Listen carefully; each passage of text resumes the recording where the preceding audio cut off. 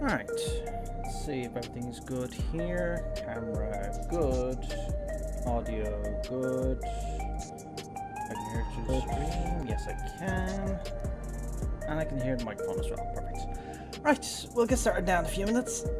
Haven't streamed in a while, so I'm going to be a bit rusty. So, in traditional fashion, I think I'll do a dungeon before we start. There's a few things I want to talk about, but I think I'll get into that in a few minutes once I've warmed up. I won't be able to make it very interesting sounding unless I actually warm up, because as you can tell,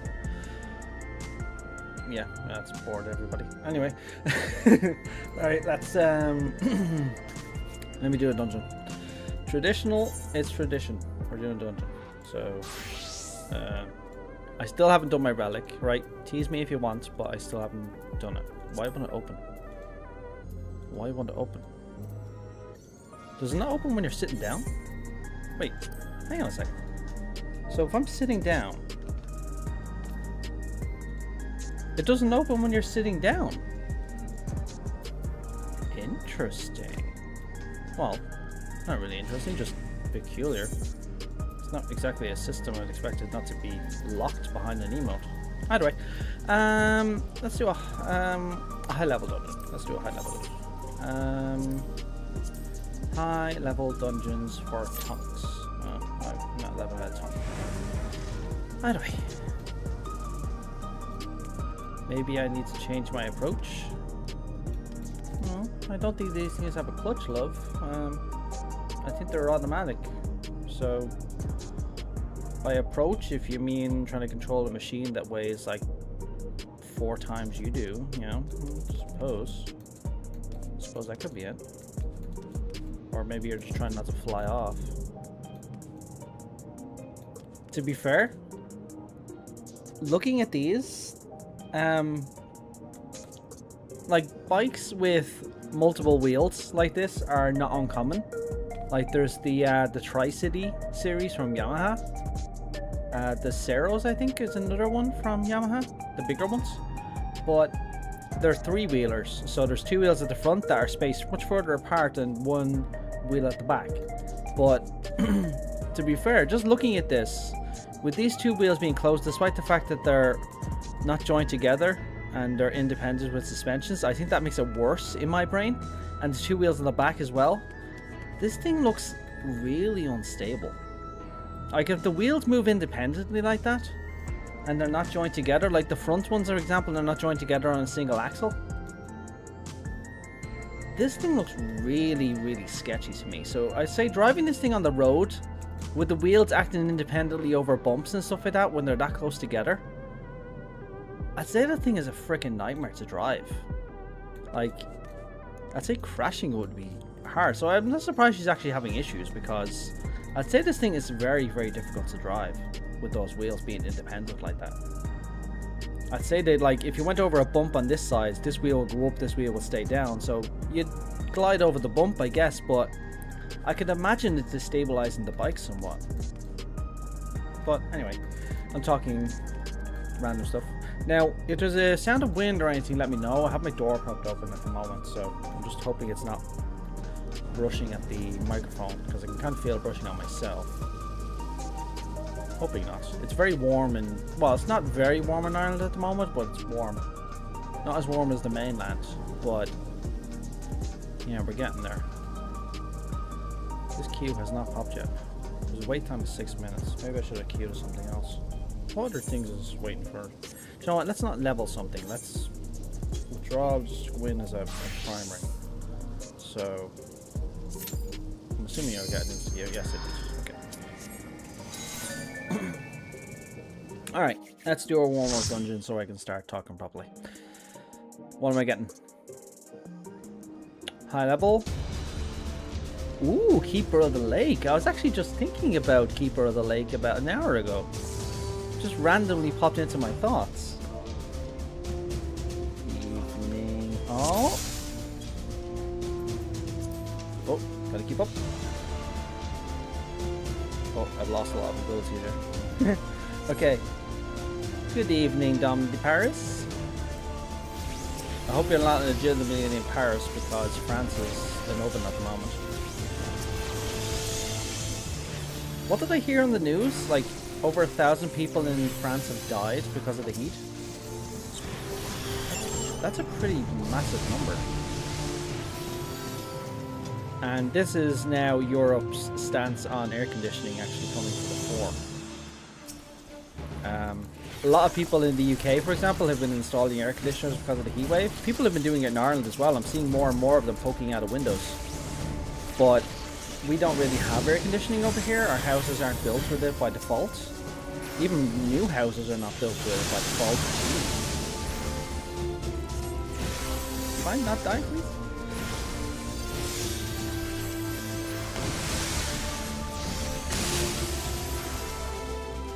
But yeah, we don't have air conditioning by default in a lot of our houses. Mine doesn't have air conditioning. So I've been suffering with the heat for days. And a lot of people have been told to remove their air conditioning by their local councils because they don't really have a proper stance for it. So, oh, have I frozen? Oh, I just froze, didn't I? Okay, so my internet's acting up. Yeah, my internet must be acting up. Okay. Ooh. My internet's been acting up since the heatwave, so I'll look at that now in a second. I think after this I'll just make sure everything's okay.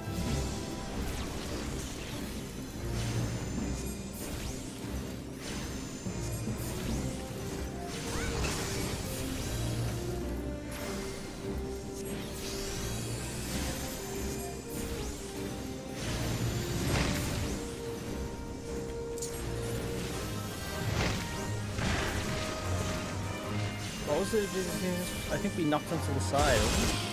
Oh, these are gonna, yeah, these are gonna blow first. Yeah, that's right.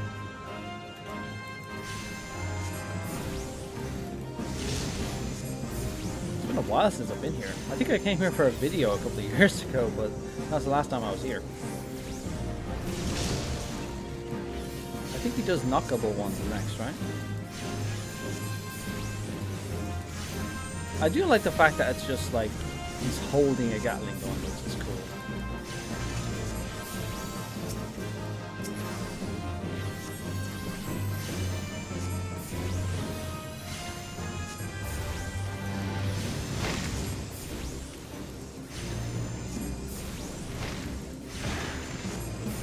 Mark X. Oh, I don't even know what number that is. Like 33? I don't know.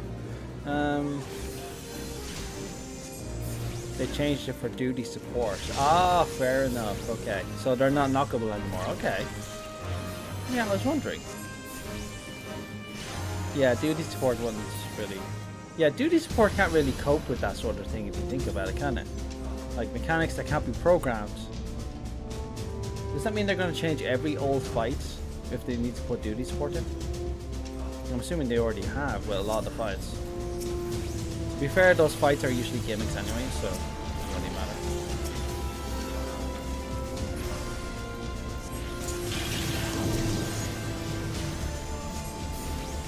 I think my internet is better, but I'm still going to look at it after this just to make sure. Maybe that was just a glitch or something.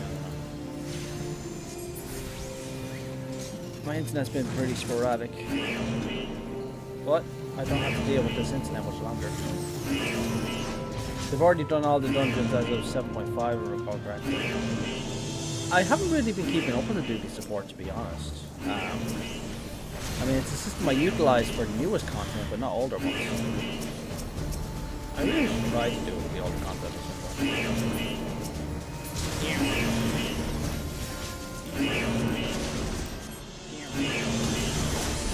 Like if somebody asked me, name an iconic sound from Realm Reborn, it's that alarm sound. And Pearl of Morse. Oh, no, you don't target. Oh, I shouldn't have done that. Silly. Oh god.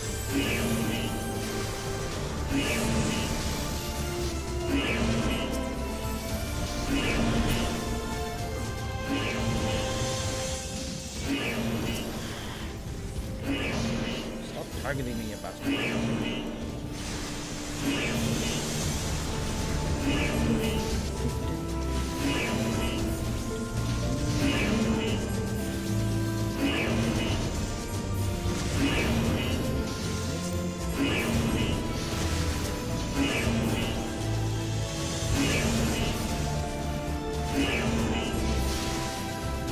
The Realm Reborn music is really good. I mean, all the music in 14 is good in my opinion, but the Realm Reborn and 1.0 music is still special.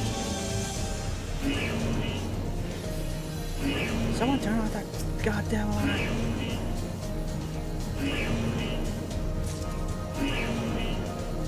Cookie, the alarm thing. Ah, yeah, that alarm got annoying after like the first 25 beeps. Done.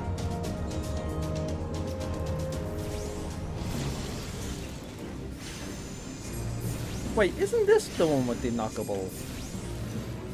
Now that I think about it. Or it was. Oh, it does the, yeah, it does the roaming thing with this now, doesn't it? So it starts spewing ceruleum or something. Or flames. Kill the 6th cohort.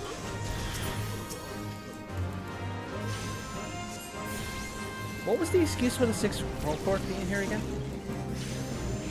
I can't remember, but they're still alive. Well, they're not. They haven't been in here for 5 years. I can't remember their excuse for being here. I know Mesa Stormer was stirring. That's the reason we came here in the first place. But the cohort being here, I don't remember, to be perfectly honest.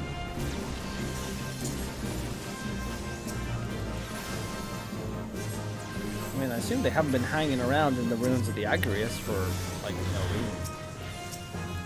That would be silly.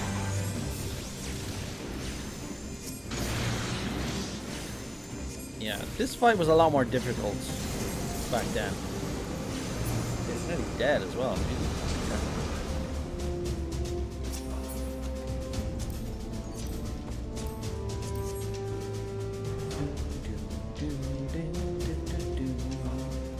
Okay.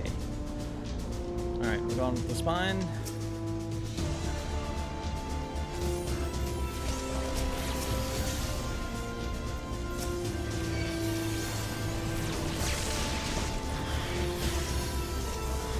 Loyal Dragonfly, lol. Yeah. Makes you wonder, actually, what brood are they from? I mean, granted they're loyal, yeah, we know that. But whose brood are you? It's open. I still remember the first time we came up here.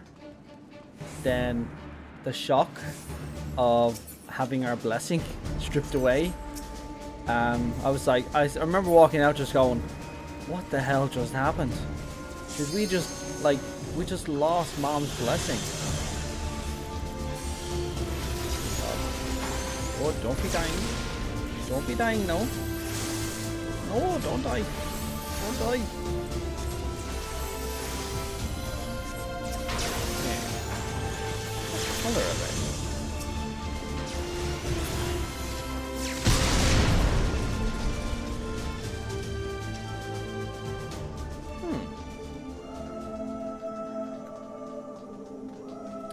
What up, Middy? Good to see you, Middy. Thou shalt be weighed in the balances. Wait, Bean is near 40. The Bean didn't wait. The Bean skipped the cutscene. Oh my god, the Bean skipped the cutscene. Oh no! How do you skip a cutscene this long? How dare you? And significant, please don't skip the next cutscene, or otherwise you won't have a clue.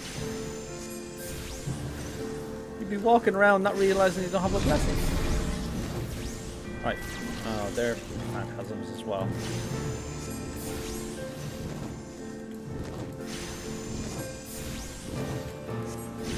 Filler quest isn't real, it can't hurt me. Oh god.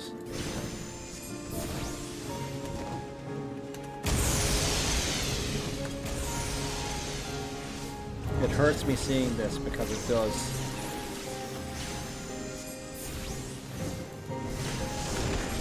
It really hurts.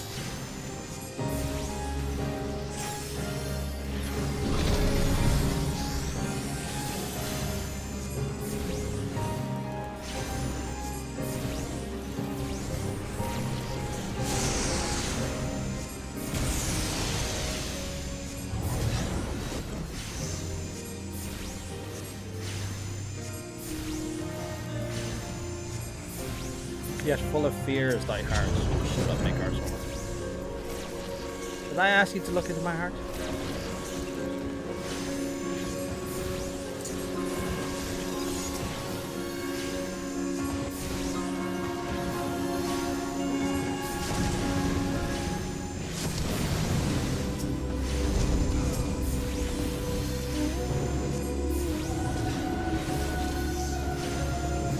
I'd love them to be a fly on the wall when they recorded this in the studio.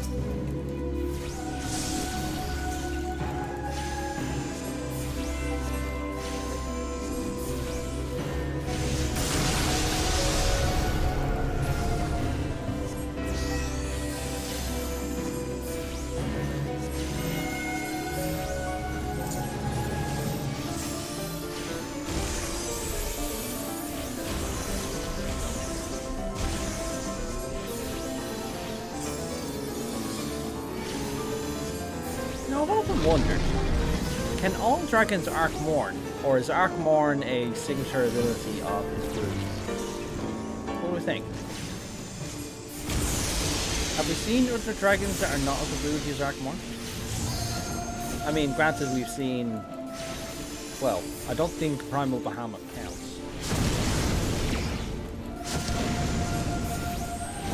I can't recall other dragons actually utilizing it that weren't his brood. Granted, the only other dragons we've really seen are Ultima Thule that are not of his brood.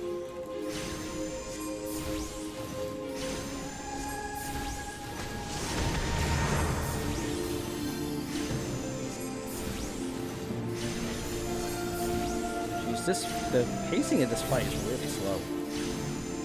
I don't remember it being this slow.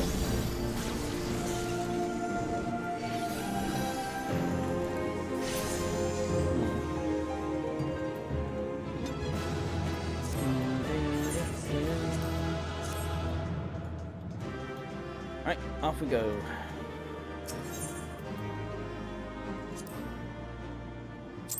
That was a good warm-up. They're remnants to just, yeah, to salvage aggregate stuff. Yeah, that makes sense. Considering there was an Agrius actually under construction as well, that we saw in 7.5. Makes you wonder, like, did they ever salvage parts from Agrius in order to actually send them back to Garlemald to use in construction of further ones? Something to think about. I mean, only a few years have passed, so... Right. I think I'm sufficiently warmed up now anyway, so... It's very warm, though, as well, unfortunately. But yeah, I have a few things I wanted to go through. So, I mainly wanted to go through... I mean, when is 7.5 Part 2 coming out? What was the date again for 7.5 Part 2? Patch 7.5 Part 2 release date February 14. I butchered the spelling for that. It's expected in September. That's right. Okay. Yeah. So, yeah, we've a while yet now. To be honest, it's a long wait, isn't it? Like, it feels like it's been an eternity since 7.5 came out. Like, it feels like it's been a long time, and to be fair, it has. It's been over 2 months now. So, I'm surprised they didn't just call it 7.5 and 7.6, but. It is what it is. September 8th. Okay, so they gave us a date. Okay. Still a while though, isn't it? That's 2 months and a bit. And I'll be on the road at that point as well. I'll need to shack up somewhere for a day just to play the patch. And possibly another day to do maybe a video on it, I guess. But yeah, there's a few things I wanted to talk about. So let me turn off the game music here. And we'll play you.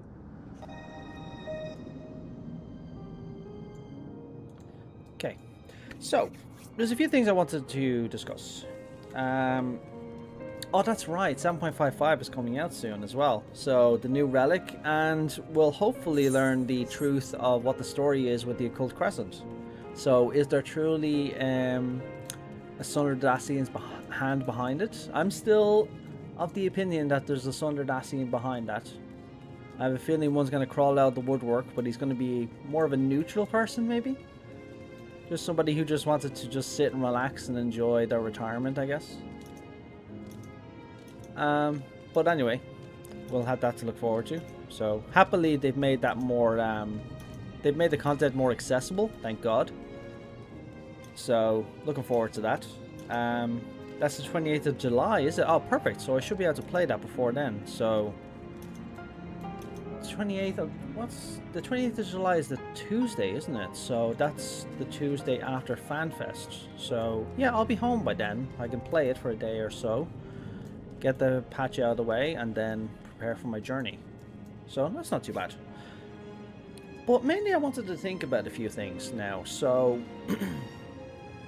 I've been thinking now a lot about, and I've made a few videos about it already. I've been thinking about the upcoming of Dudelphon. Yeah, Dudelphon is the likely one, the architect. I've been thinking about 7.5 Part 2 specifically. I've been thinking about the surprise or the rug pull. Like, I think I am definitely sure that we're getting a surprise. Like, something's going to happen that's going to set the tone for us going into Evercold. So it's been making me think about exactly what it is, or have there been signs to show that it's about to happen.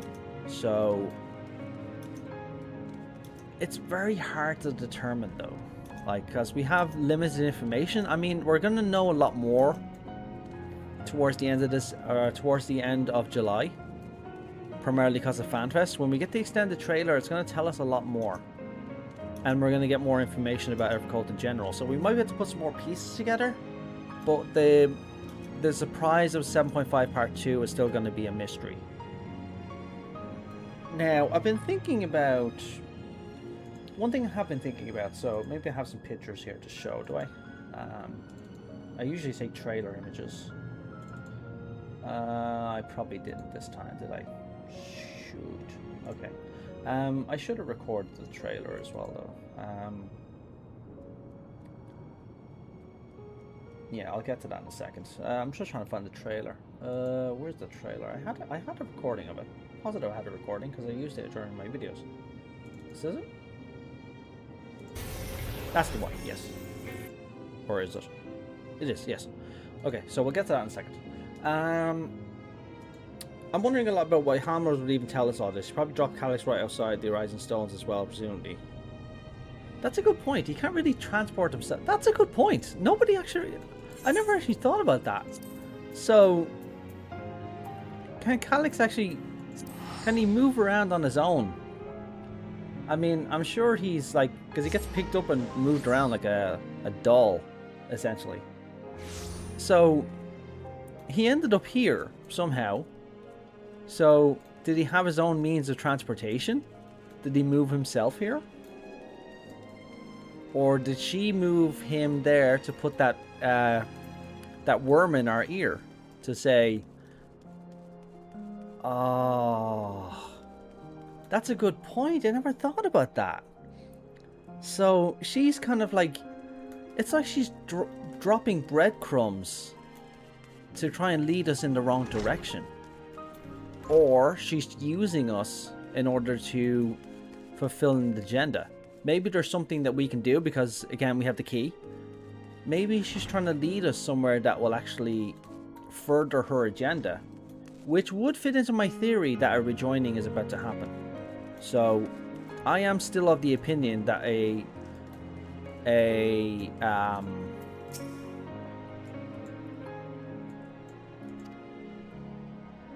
didn't know she was up here, actually. Flamine, I had no idea you were up here. I mean, you're always up here, but I had no idea you were up here. But yeah, it's a good point. But it's all settling around the surprise, isn't it? I mean, something's happening. I keep thinking about...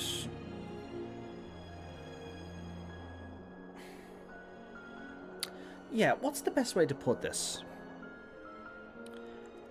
Her agenda and the agenda of Winter are to continue the ardor, the rejoining of reflections to the source.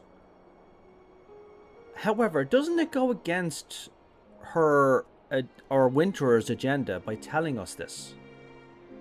So why tell us about something if we are then suddenly compelled to confront her or try to stop her?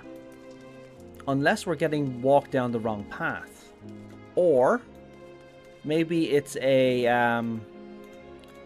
it's an Osmandius sort of thing from, like, if you've ever seen Watchmen and Osmandius, he only tells everybody about his plan after his plan has already been invoked. Like, do you really think I'd tell you my master plan if you could do anything to stop me? I triggered it like a half hour ago. So every city was already nuked, and he was just telling them about it after the fact, just going, yeah, I did it ages ago, I'm just telling you now. Maybe that's the sort of thing that she's pulling. Maybe everything's already in motion, but she also needs us to fulfill a role. So she's manipulating us into doing something specific that will allow her agenda to continue, and her agenda is the rejoining of reflections to the source, or at least Winter's agenda. We don't know Halmrod's true agenda, because if Calyx is to be believed, they all have a personal agenda outside of Winter's modus operandi.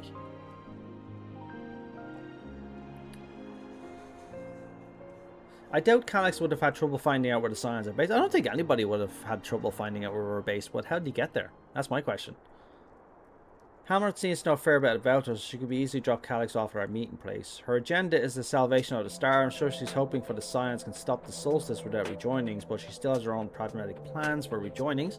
Very true.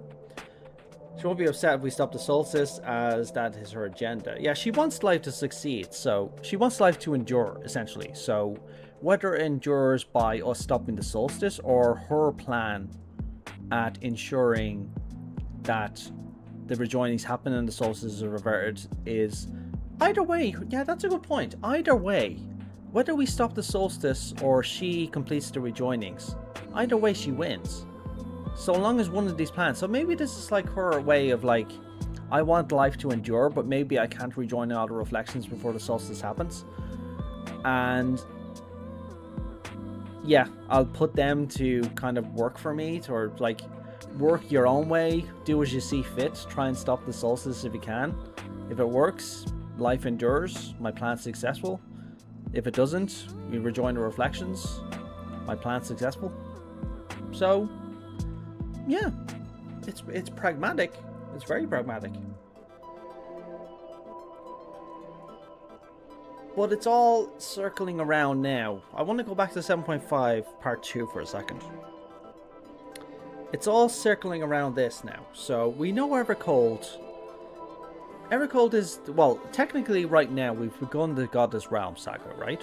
So the Godless Realm saga has already begun. But this is a saga that's going to play out over multiple expansions. So Evercold is just a piece of the puzzle of the grand scheme of things. But something has to set the stage for us going to the 4th. I mean, aside from the fact that Calyx told us that we're going to the 4th, I mean, it's quite a thing to just say, yeah, we're going to the 4th. But why tell us that if she didn't want us to go to the 4th? So she wants us. So let's assume for a second that we're on the right track here, and Halmarut and Calyx want us to go to the 4th reflection. The question is why? Are we there to try and force a rejoining? Is she gonna try and, well, is her agenda to rejoin that reflection? Are we there going there to try and stop her? Possibly. The thing is, who's the bad? Who's the big bad? I mean, Halmarut by herself is not really a threat to us, is she? I mean, as Sundered-Dacian, we have... Who gives a shit? We've killed multiple Sundered-Dacians, and we've destroyed all 3 of the Unsundered. Asians are not exactly a threat to us anymore. I mean, they're a threat to existence because of their plan, sure, but in terms of an actual physical threat, not so much. So I'd say Winter is the introduction of a group that is just put in place to try and be a threat to us. So if you have Halmarut, Calyx, and then multiple other members who are as of yet like unidentified, who may end up being the next big bad, possibly, but I'm not seeing it right now. I've wondered if the Winter of the 4th might not be Azem Shard. I'm still of the, yeah, it's possible, like maybe the aura, like some people are saying Halmarut was the aura, or is related to the aura. It's just so complicated because we don't have all the pieces. But again, I'm getting off track. I want to go back to 7.5 part 2 for a second, because this is the rug pull that's coming. So we're getting our bloody banquet, so to speak. We're getting that big moment that is going to come in, that is going to shape the story as we go into it. Now, I have a feeling they want to shock us. They want to give us a oh my god moment that will set the tone and reinvigorate everybody going into Evercold. Like, they're setting the stage. This is our new saga, and our new saga is starting with a bang. But what the hell is it? Like, I've been looking at everything in Dawn Trail to see, is there a sign of something that is going to happen? And the only thing I keep coming back to is a rejoining. I mean, we know the Halmarut has already threatened us with this already. But the pieces are being hidden. They're purposely being hidden. And I'll tell you why I think they're being hidden. So let me pause this for a second, right? So we got introduced to a few things in the trailer, right? So one of the main things, yeah, these frickin' things, right? So we teleport to somewhere which looks like Upper Linosia because they're trying to hide locations now at this point. And then you have these things.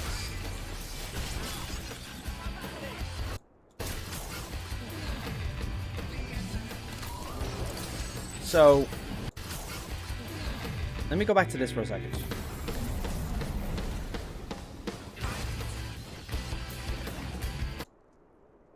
Yeah. See, these things are a distraction. These things are here just to keep us from finding out too much. These things are, in my opinion, these things are a placeholder. I mean, look how, like, I mean, they look interesting. I mean, the shard thing kind of has a reflection of the other beast that we've seen roaming the wasteland of the Fourth.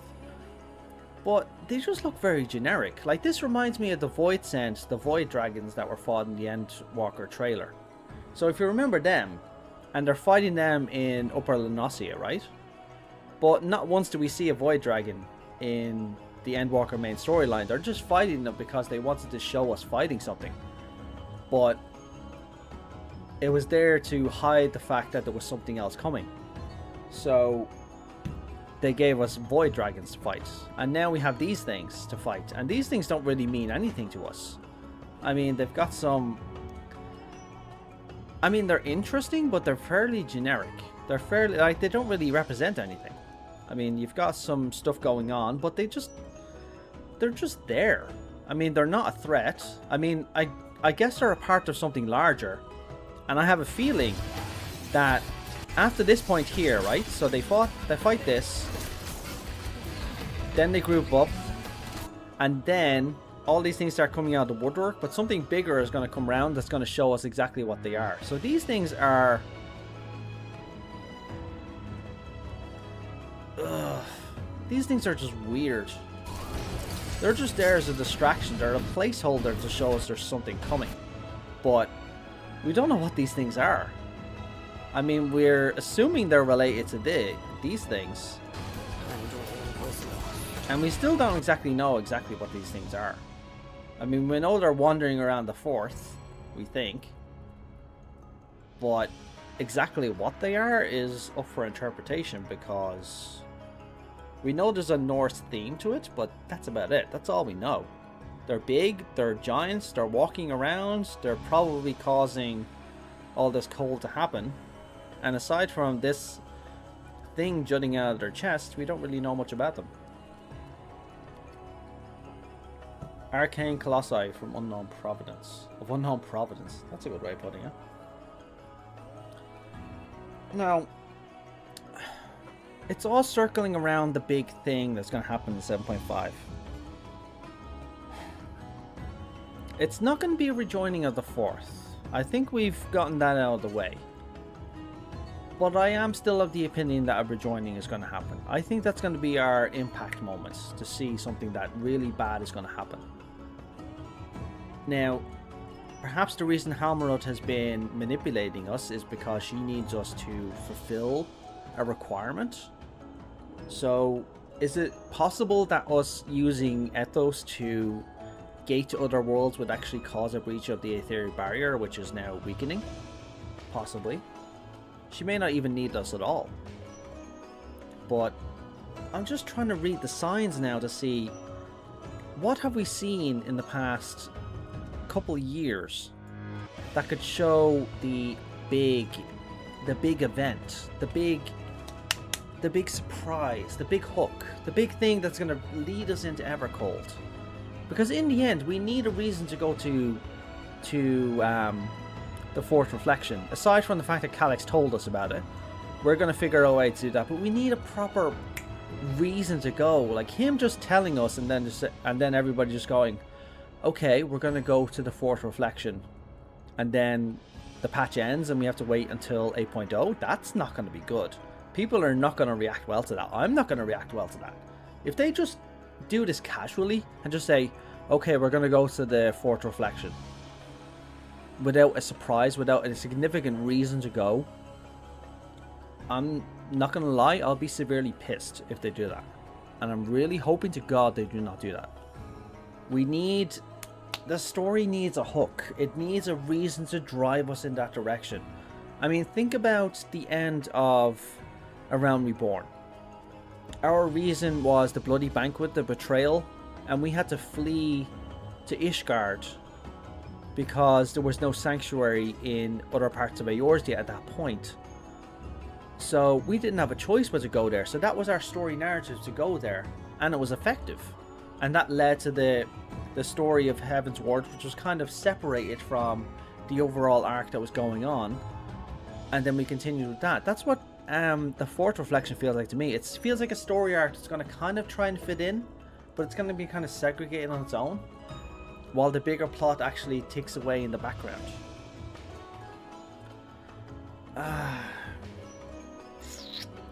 Yeah, see, Dom has a good point there. So yeah, the Aura who calls us might actually be something like, she might end up reaching out across the planes. Like, if the planes are weakening, if the barrier between the planes are weakening, then communication between the reflections might be possible, even, or easier, to be honest. But yeah, I suppose invaders from the fourth reflection is possible, because they did set up the premise by having the Void Scent suddenly emerge and start to invade. So weakening the barrier, which allows the fourth reflection to start invading the source, possible, I guess. I mean, maybe they're like, oh, there's a world here that's not like engulfed in ice. Maybe we'll try and snatch that from them, and there's barriers opening up that can allow us to go through. It's entirely possible that these things are like, see, these things and these things.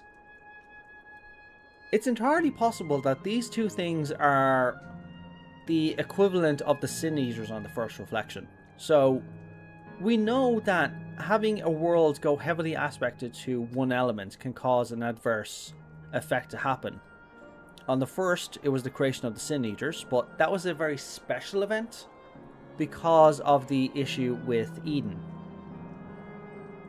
The flood of light essentially transformed people into those beings. Now, these things might somehow be related to this. I mean, granted, on the 9th, we didn't really have this issue. I mean, creatures got corrupted by lightning, sure.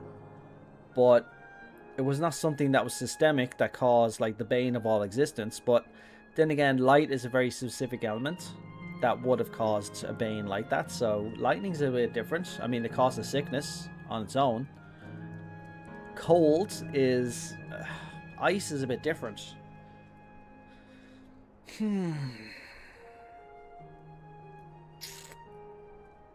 It would be cool to have an NPC from the fort slip through and end up in a city-state. That's entirely possible.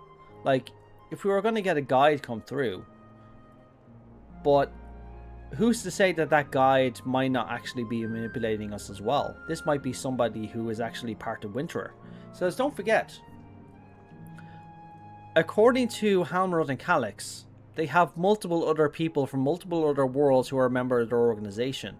So there's somebody on the fourth reflection as well who is a member of Winterer who has their own agenda. So we don't know exactly who we can trust from the fourth reflection. Like, if somebody ends up spilling through to the source, they might actually be a member of Winterer. We just don't know.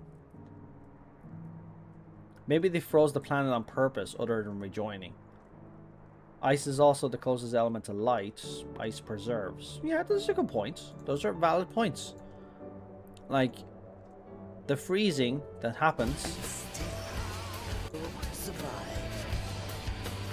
These things are just so peculiar. Like, we keep coming back to these things because there are only hints of what the hell is going on there. It's just really strange. And then, of course, we have... like, I'm still of the opinion that this is the source of the cold. So whatever this is the World Tree. So I've said this before, I'm of the opinion this is the World Tree that's frozen over. And this is what's causing the cold because the cold is actually flowing off of it. So you can see the wind and the cold all coming from it. So this thing is the source of the cold here. So if we cure the World Tree or destroy the World Tree or whatever, Norse theme, then we resolve the issue. But the question is, who is this person? We still don't know who she is. And we still don't know who he is. Now, I'm still of the opinion that that's a version of Odin. So, primarily because, again, he only has one eye. So he's missing an eye.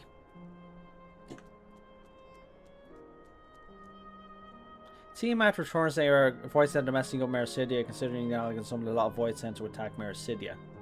I'm still of the opinion that Mericidia is going to be crawling with Void Center as well. And if the Etheric Barrier is going to stay weakened... See, this is the thing. This is the thing. Think about this for a second.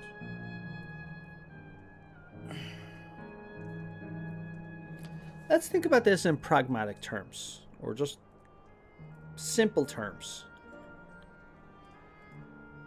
If the solstice is accurate, because Zodiac and Hydaelyn are gone and the Etheric Barrier is weakening, the worlds are now going to naturally rejoin together. Now, even if the only way for us to actually stop that from happening is to make another Etheric Barrier. Because if these worlds are predisposed to rejoin, unless there's a mechanic behind them that's forcing them to rejoin, we'd have to put up another Etheric Barrier. Now, this is a galactic sort of thing that we'd have to do. The only way for us to do this is to repeat history. We would have to resummon Zodiac in order to do that. Or resummon Hydaelyn in order to do that. Now, keep in mind for a second. Hydaelyn and Zodiac they're primals. First and foremost, they're primals. Now, they have a person who becomes their heart. Elidibus was the heart of Zodiac, and Vina was the heart of Hydaelyn. But, take that out of the equation for a second. You can still summon both of those beings, so long as somebody becomes a new heart. So, resummoning Hydaelyn or Zodiac and somebody becoming a heart and then establishing the barrier again to stop the solstice. Possible? I mean, if we were going to summon Hydaelyn again, I think there's only one person we could actually turn to actually become her heart, and I don't think we want to go there. Yeah, for a godless... Yeah, that's a good point. The Godless Realm Saga. So we're not going to rely on gods again. But in the end, a primal with that power is probably the only thing we could actually realistically rely on to restore the Etheric Barriers.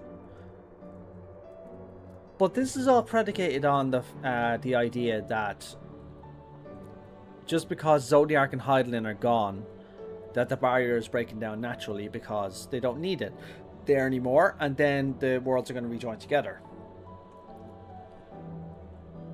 Now, yeah, world trees is actually a good point. If we have a world tree established on every world that would put an etheric barrier around that world, maybe that's something that would allow the worlds to endure all separate and by themselves. Now that was resolve the issue for the story of FF14. This is something that future generations would have to contend with, of course. And it has precedent in the story of FF14, or FF Final Fantasy in general. The source has its own world tree. Does the source have its own world tree? I don't think we do. I mean, we have trees. I mean, we've got some significant trees in lore, but nothing that screams world tree to me. I mean, yeah, Mericidia, maybe. Do you think we have a world tree? Yeah, the only explanation would be Mericidia. Like, if we were to have a world tree, yeah, I suppose Mericidia could be the place to put it. That's if we have one. Although there's certain portions of this world we haven't explored yet. The note on the Sephiroth Lanner mount is interesting in that regard. Wait, what note? Oh, you're talking about the plant people in Mercidia. Oh, sorry, hang on. Do I even have that mount? I have some Lanners. It's not the Dark Lanner. Oh, there we go. These birds are enveloped in an aura radiating from the majesty that bellies the savage nature of their master. According to the ancient legends of the tree-like people native Mercidia, the Lanners bore the seeds of the world tree across the seas, planting the verdant forest that doth the realm to death. Oh. Interesting. Interesting. Okay. I missed that. Look at the bowl astrologian cards. I haven't looked. Oh yeah, sorry. There's a world tree on the bowl. That's right. Yeah, it's not something that comes up in conversation all the time though. But let's assume for a second there's a world tree in Mercidia. Its seeds could have propagated the other major trees that we've seen in the story of FF14. We have the Sultan tree in Thanaland. We have the Guardian tree in Gridania. So that's entirely plausible. That's a good point. Yeah. So if there is a world tree there, that could be something that we're going to Mercidia for. Although, I'd say this is something that's going to play off later. So, let's assume for a second, like, the world tree is a solution to stopping the calamity of ice on the fourth reflection, and we restore that, and then we think of the world tree as an idea of stopping the solstice. Then we start researching, and there's the myths of the great tree or a world tree in Mercidia. That could prompt us to go to Mercidia, or it's entirely possible that Tiamat could tell us. So, I mean, if she was going to live anywhere on Mercidia, living near a world tree, I'd say, is definitely up on her ranking. Especially with her brood.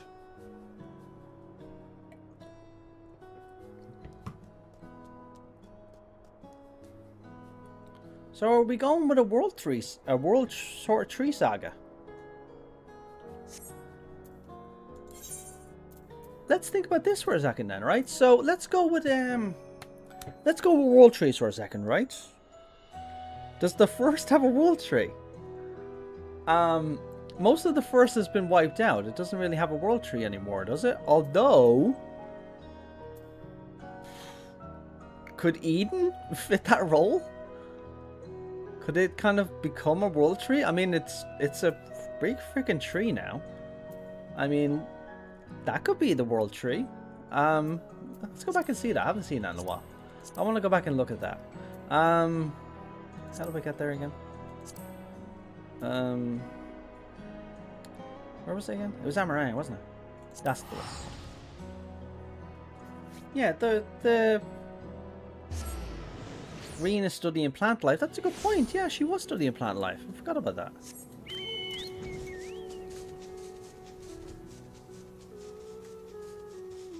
Oh yeah, there's a tree in the in Crystarium. I'll go see that one now in a second. Oh, that's right. The Raktika Greatwood, yeah, has a big tree as well. So let's continue about this trend for a second, right? So first off, we have Eden.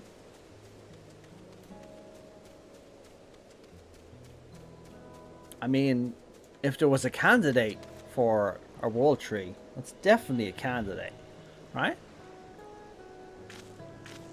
I mean, rooted in the elements that is permeating this world, definite candidate.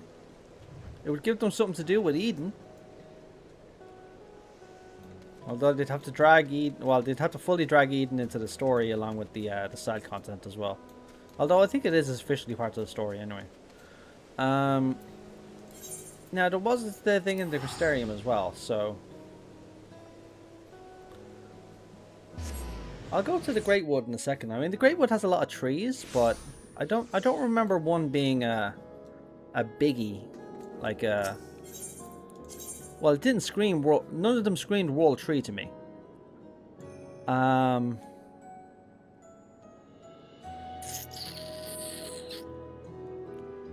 Where was I again?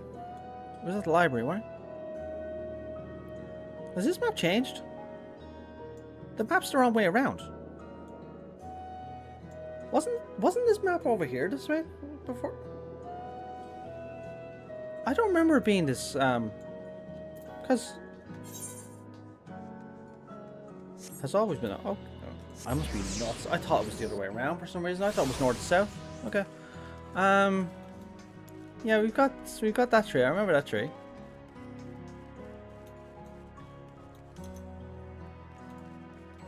Don't suppose Reen's actually here at the moment, is she?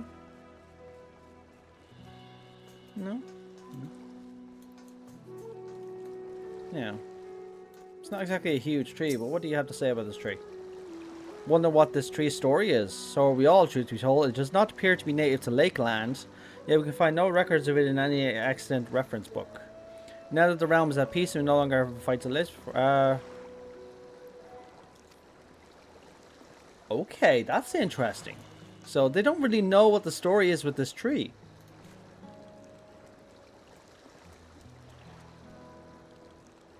I mean, it looks like every other tree that you'd see in Lakeland, although it's apparently different. I mean,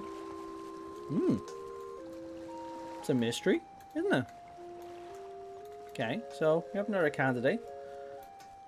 Now, we all know the 9th has a tree. It has the Ilfa tree. So, Ilfa tree is a given.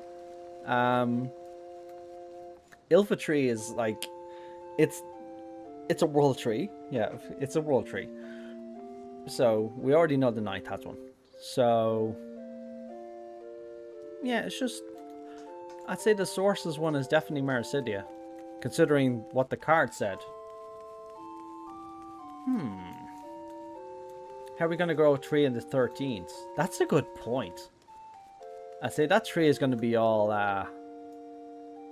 well, if all the fauna turned into Voidsend, I'm going to assume the tree turned into something evil. So the tree might actually still exist, but maybe it's just like evil tree? I mean, I think that's a thing as well, isn't it? In World Tree mythology, like one of the trees gets corrupted or something? I don't know where I remember that. I remember that from somewhere. I don't know where I remember that from.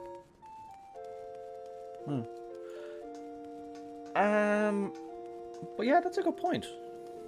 Maybe that's another reason, or maybe the world trees could actually be a solution to balancing out all the reflections as well. In terms of balancing their elements. They might actually have a connection with one another, or they will, allowing for the transfer of Aether across them. I have a crackhead theory. The Evercold race series will be the 13th, and that's where the tree will come from. Isn't Xdeath connected to trees in his game? Yeah, Xdeath is actually, he's not a world tree. He's not a world tree, but he's something close enough. He is the embodiment of a tree.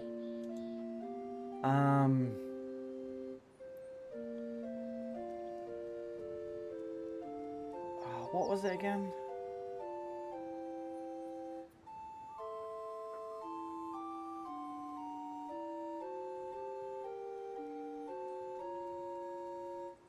Okay, hang on a second.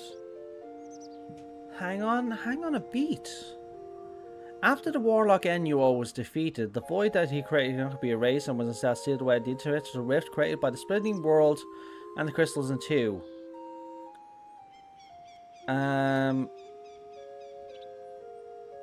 Okay, many evil spirits were sealed in a tree in the sentient Great Forest of Moor. 500 years prior to the events of Final Fantasy V, the concentration of evil spirits in this tree transformed it into a dark creature with a life of its own, Xdeath. Are we about to see Xdeath and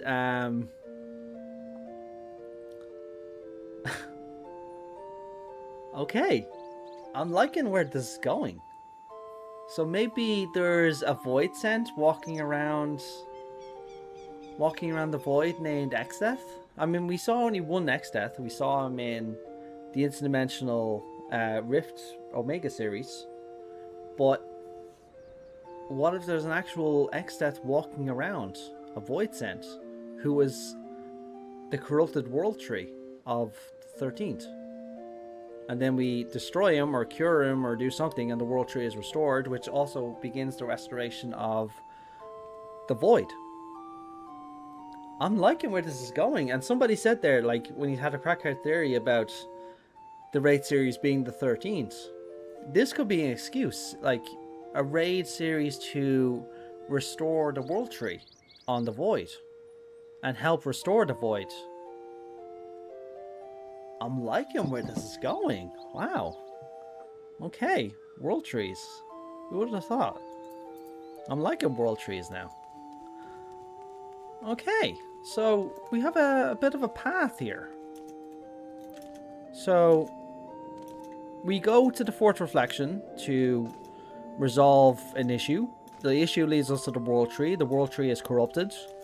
It's causing the cold that's running through that world. We stop it from happening or restore the tree, which then begins the restoration of that world. And then probably your Stoller more than likely comes up with a theory about, I think these things could be the key to stopping the solstice, possibly making barriers around our own individual worlds using those trees.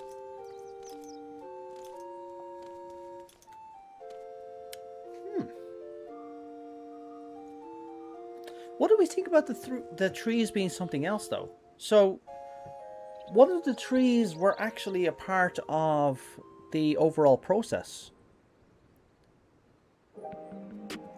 So, think about that for a second. So, what if after the Sundering, Heidelin made the etheric barriers to... Sorry, a bit loud. So we always thought about that. Heidelin made the etheric barriers to prevent the reflections from rejoining with one another, because she caused the split in the first place. But we often wondered how she did that. What if the world trees were her creation? What if she planted these trees on every world and reflection, and they're the source or the engine that drives the etheric field? But now that she's gone, maybe they're not getting Aether, or maybe it's just because somebody has been corrupted.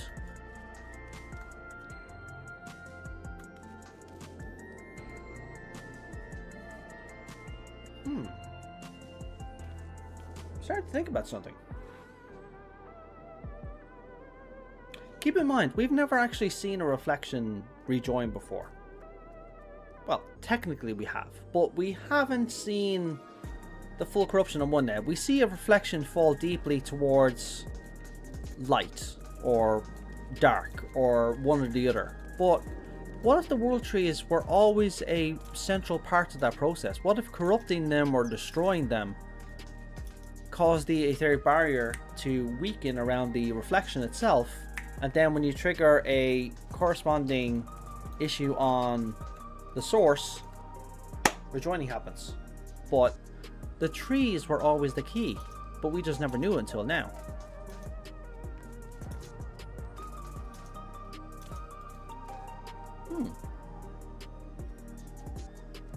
I mean, granted, Demonselk never told us about that. He never really mentioned it. Azem planted them while he was looking for his own answer to, in the end, the world being following his trail. That's a good point as well. Think about that for a second. So there was one tree in Ancient Aetheris when the Sundering happened. Then you have 14 world trees. But Heidelin then utilized them later in order to propagate the world staying apart. Yeah, so they're all one original tree, which means that the one in Mercidia, for example, is probably fucking huge. It's probably gigantic. Like, that's interesting. I'm really liking this idea.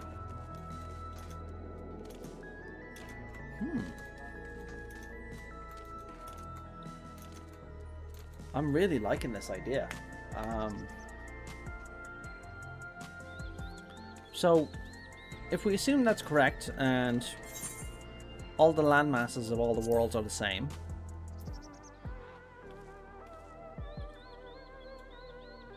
like let's assume for a minute that all the land masses on all these worlds are the same, right?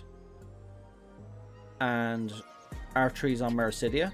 Are the other trees on Mericidia? Maybe the tree was on Mericidia once and got destroyed on the first.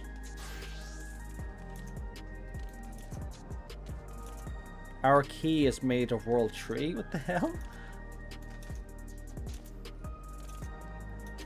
Our key is made of world tree? What? We see Eorzea the fourth in the Evercold trailer. Do we? Wait. I'm assuming that's at the start, right? I mean, that's on Sundar de Theris. Wait. Is it? It's not this. Wait.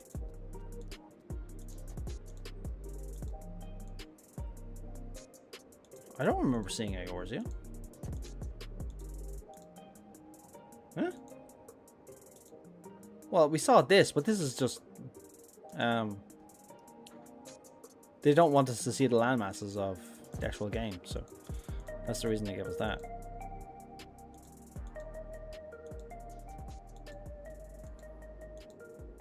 Oh, you're talking about this, are you?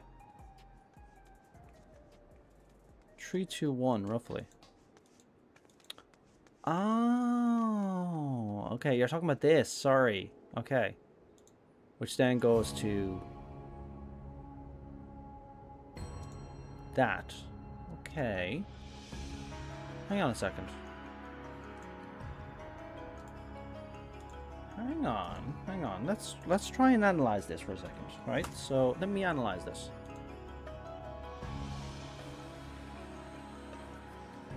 Yeah. I can see where you're going with this. Yeah, okay.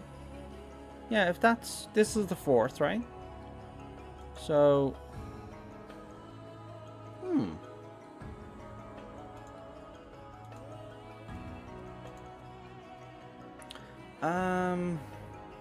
Well, let me just try and alter this thing's colors. We'll see if I can actually just bring out...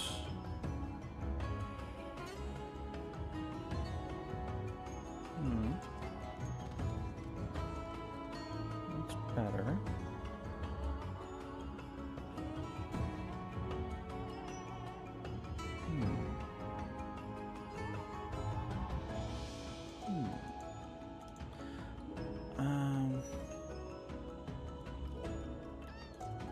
Color temperature with the...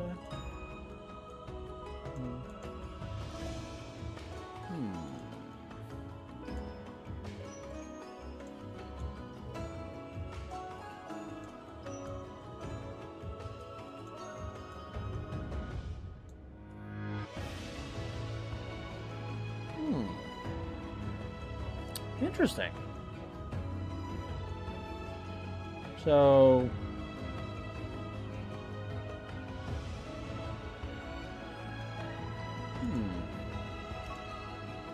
Yeah, maybe it was better a few frames after. Let me...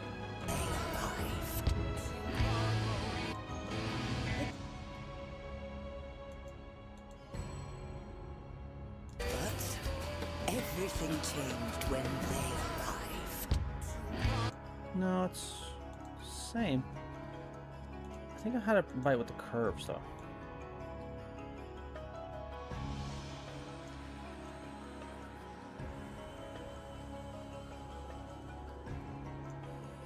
Okay, so we could assume that's Eorzea, Valbrand over here, Mericidia down here. Okay.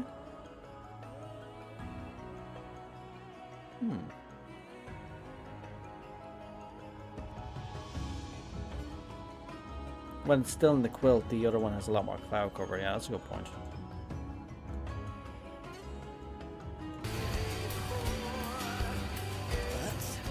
But everything changed when they... changed when... Yeah. Yeah, Valbrand. Aldenard. And then this whole star is covered in ice, so everything, like the landmass has changed because of the ice. But yeah, I could see like that being like this is an ice flow coming over. Oh yeah, look at this. So like the continent's frozen over, but the continent is still largely intact. But then look here, the ice is completely overcoming. But what is this? That's Mericidia.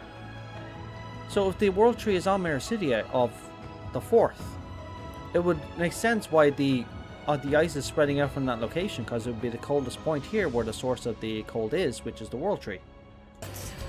So Everything changed when they... It's interesting. Yeah, I like that. I like that idea. So we can assume that's Mericidia, of, well, whatever the equivalent of the continent is on the 4th.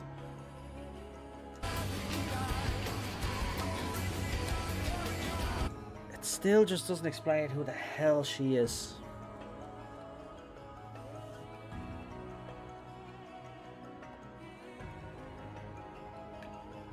Now, I have one theory about her. Well, to be fair, I've had multiple theories. I've explained my other theories in my other videos. There is another theory I have though. So, she's there, for example, we shouldn't take this scene for granted, or we shouldn't take this scene seriously rather. So, don't forget, a popular method or modus operandi of the Sunderdacians was manipulating individuals on individual reflections in order to do their jobs for them. So for example, Logrif manipulated Golbez into killing the Watcher, which then propagated the fall of the 13 reflections to the void, right? Now, what if this person manipulated this person, and you essentially see her praying to the world tree, which is covered in ice, right? And then she disappears. And then you have this person here who is looking on in regret, just going, what the hell did I do? What if that was Halmrut, or somebody similar to her? What if she is the one that propagated this? She flows away, and this person is left with the baggage of, I really fucked up. I really caused this reflection to die and fall to ice. So what if this is a manipulation thing? Like it's just a story being told of a person disappearing and a person looking on. But they're trying not to give the story away, of course. But that could be a reasonable explanation. Like this is a Nassian or a Sunderdacian. Manipulated this person, and then yeah, they're left with the baggage. And he's looking on, just going, yeah, I really fucked up, didn't I?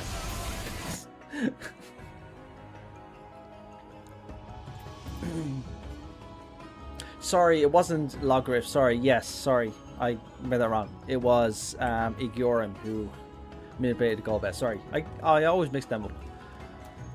I have a tendency to mix up the Sunderdacians sometimes. Well, thank you for clarifying that for me. But yeah, I'm liking where this idea is going of world trees.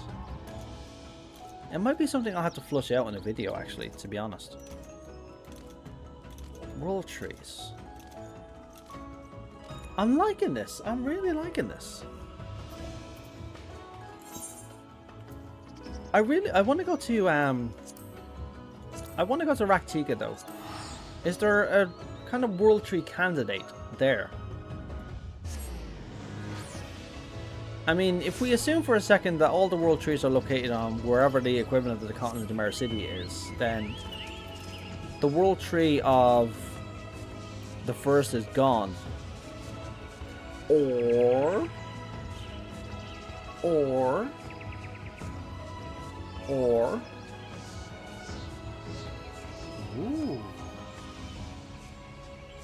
Ooh, hang hang on. I'm cooking something here. I'm cooking something here. Give me a second. We were saying earlier, right? That maybe the raid series would be us going to sort the world tree of the 13th, right? So let's assume for a second the world tree is Gold Blaze, or not Gold Blaze, is X-Death on the Void, right? So we go there and we help sort that out, right? It might not be an entire series revolving around X-Death. What if we travel to 3 reflections in order to resolve their world trees? So, part 1, we go to the Void and we sort out X-Death. Part 2, we travel to the First and we resolve the corrupted world tree, which is located deep within the empty. That's probably still around. Maybe it survived and it turned into a giant sin eater or something that's just there, just lying around. And then the third is we go to the 9th reflection and we travel to the other continent in order to fix the Ilfa tree. That's a good idea, because we have 3 reflections we could travel to. 3 raids. It would give them all a different theme as well. You have a darkness theme, a light theme, and a lightning theme. Ooh. I like this. I'm liking where this is going.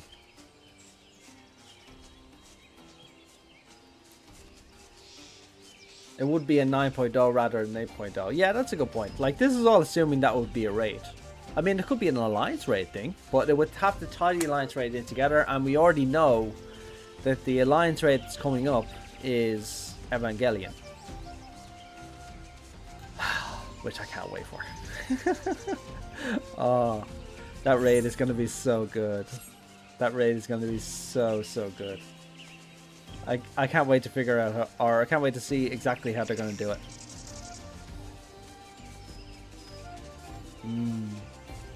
Finding the angels is going to be great. It's going to be great. Oh damn. Can't wait for that.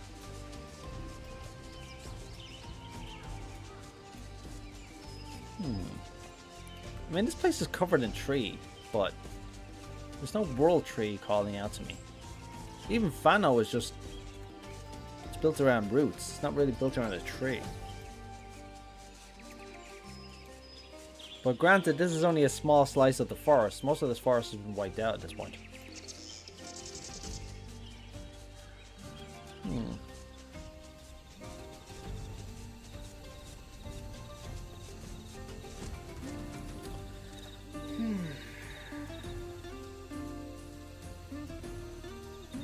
You know, it still bugs me, even to this day. It's been a couple of years now, and we still don't have a bloody answer. It's pissing me off now at this point, you know that? I mean, why is there a connection with Ronka on the first and the Tender Valley? Why is that connection there? There's great serpents. There's serpents on both reflections. I don't get it. They never explained it and they've ignored it now. It's pissing me off. Like, we have all these like connections to Ronka, and they were just there for one raid or one dungeon. And we got a bit of a story after, but that was it. But we don't really have a connection. And the Ronkan dolls, like we see identical ones in the cenote.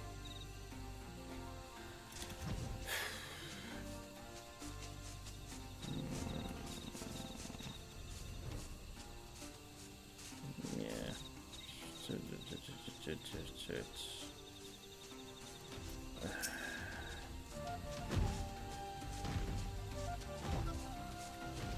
I had wondered if the Great Serpent might be a species that can tunnel across the rift, but that doesn't explain the architecture. It's an interesting idea.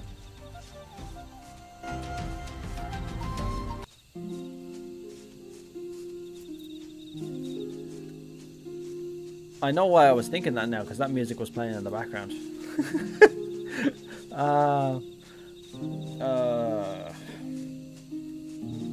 It's just annoying. I mean, they're cool. I'm glad they came back. But it still just annoys me from that aspect. Nobody will be able to stream the new Red? Yeah, fucking right. I nearly lost my stream because of the copyright. Remember they warned everybody? So all the music is going to be copyrighted Evangelion music, I can guarantee. So, I mean, we should get a pass. You know that? I mean, the music is playing in FF14. We should get a copyright pass. If we're making FF14 content, that we should be able to play that music. There should be just like an exception for us. If it's in our game, we should be able to use it for making videos. Then again, music copyrights for FF14 are getting worse. When I uploaded my last video, I had to remake it twice again. So that's the second video in a row I've had to remake like 2 or 3 times because the music keeps getting copyrighted. I didn't want to lose my channel, to be honest. So I kept having to just take the videos down.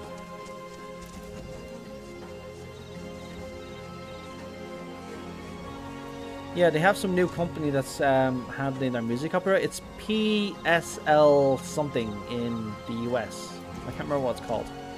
But yeah, it's been copyright flagging all of my videos. Well, all the new videos I upload. It hasn't copyrighted any of my current videos.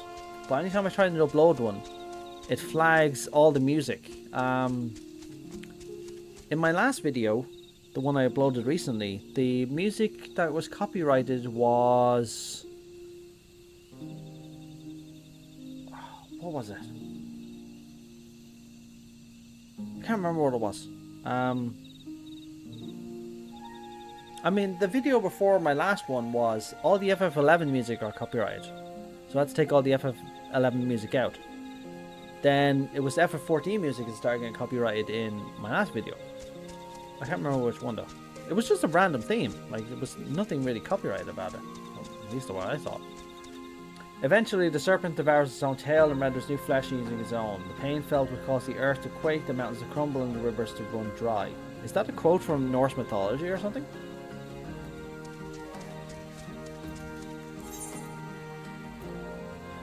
But yeah, just going back to this, I like where this is going. I like the idea of a world tree arc.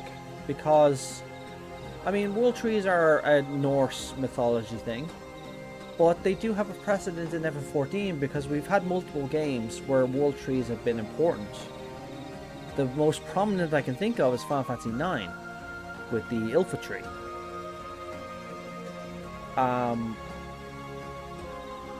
But yeah, I do like where this is going.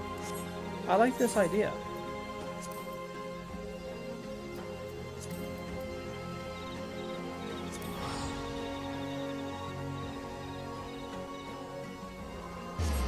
It's from the EW Studio Quest and maybe related to both the Serpent of Ronka and the Rejoinings.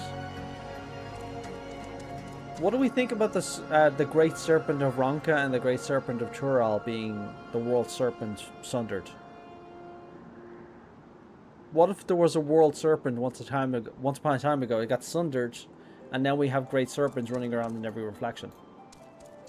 Maybe we have a great... well, we could consider that the greatest Serpent of Tural is actually our Great Serpent.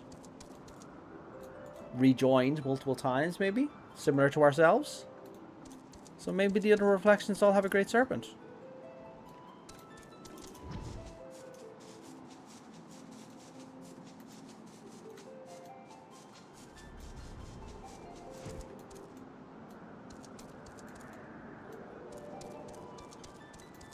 I keep forgetting all these people are gone. Yeah, yeah, there's the depiction of the Ilfa tree.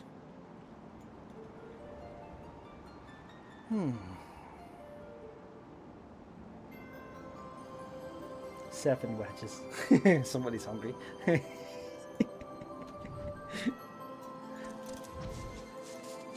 See you, Will.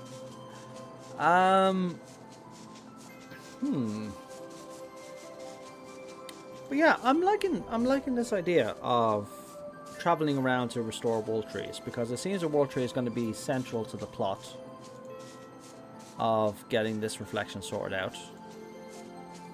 We still don't know who this woman is. This woman is still the mystery.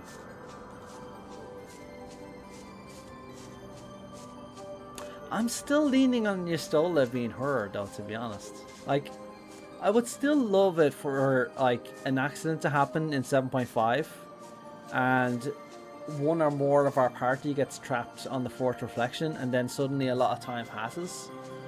So if Yestola was there, she ages significantly all of a sudden. I mean, we know she's in Makote. That's really all we know about her. But I'm still liking the idea. I mean, that's a significant shock factor. It would definitely give us an impact from a story perspective. Like, if we lost Yestola or multiple Scions in an accident that sends them to another reflection and we can't get to them right away. I mean, that's a serious kind of, like, impact to us that would really fuel our motivation going into Evercold.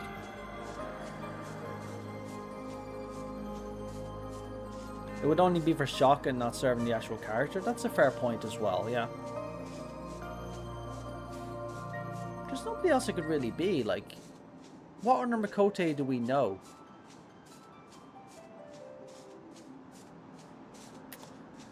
I mean, the other ones I can think of don't really have an excuse.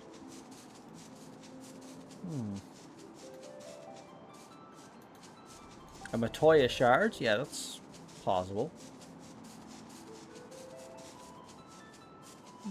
A Yestola shard. That's assuming Yestola is Sundered. See, we don't really know which characters are ancient incarnations or ancient souls that were sundered, for example, because a lot of new souls were born that are just individuals. So not everybody is a reincarnation of an ancient. So there's only certain individuals. You can usually find these individuals because they manifest the echo is usually a very clear factor, or they have dreams, or they have something else that really marks them as being of ancient descent. For example, Amon, when he was growing up, constantly had dreams. He had memories of a past life.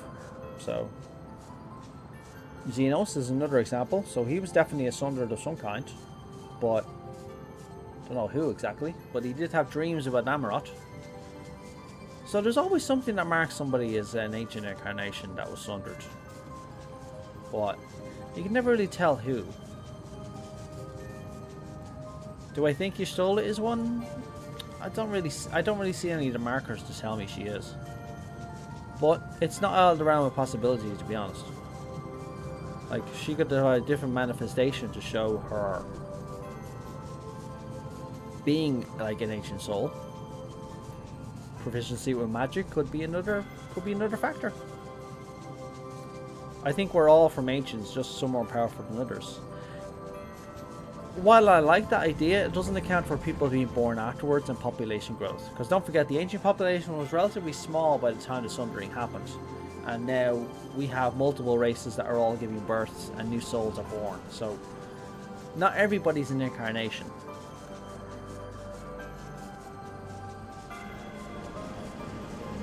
Granted, we've now had a lot of souls actually rejoin the Ethereal Sea, so chances are a lot of them might actually reincarnate. So it's plausible. And also they tell us how souls come about in Elpis, so not everyone is from the original cohort of souls. True. But don't forget, all the souls that were released from Zodiac went into the Ethereal Sea, so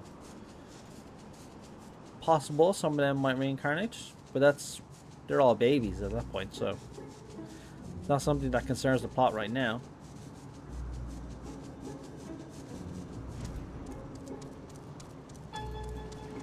But yeah. A mixed Play-Doh of soul. I like that sound. A mixed Play-Doh of soul.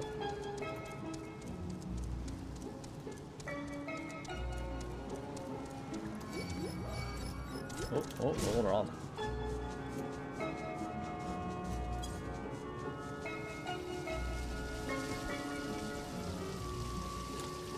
Right, what else is there to talk about? I'm still waiting for that. I'm still waiting for the shock factor. What's the surprise? What's the shock? What's the event? What's going to happen in part 2 that's going to set the stage for Evercold? It has to be something significant. I mean, think back to A Realm Reborn 7.5. We had a significant event for 2.5. The other expansions had similar events. Something substantial happened that guided us into the next expansion. We had the Bloody Banquet. Death of Papalimo.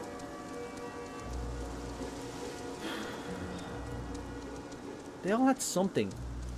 The only one that didn't really have something of bang significance was Endwalker. Like when it was bringing in Dawn Trail, we didn't really have a big one, you know. We didn't have a big moment. I mean, we had a revelation of Kryl becoming a Picto, but it wasn't exactly a huge revelation for us.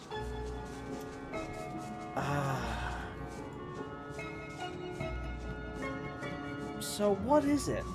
What are we gonna get?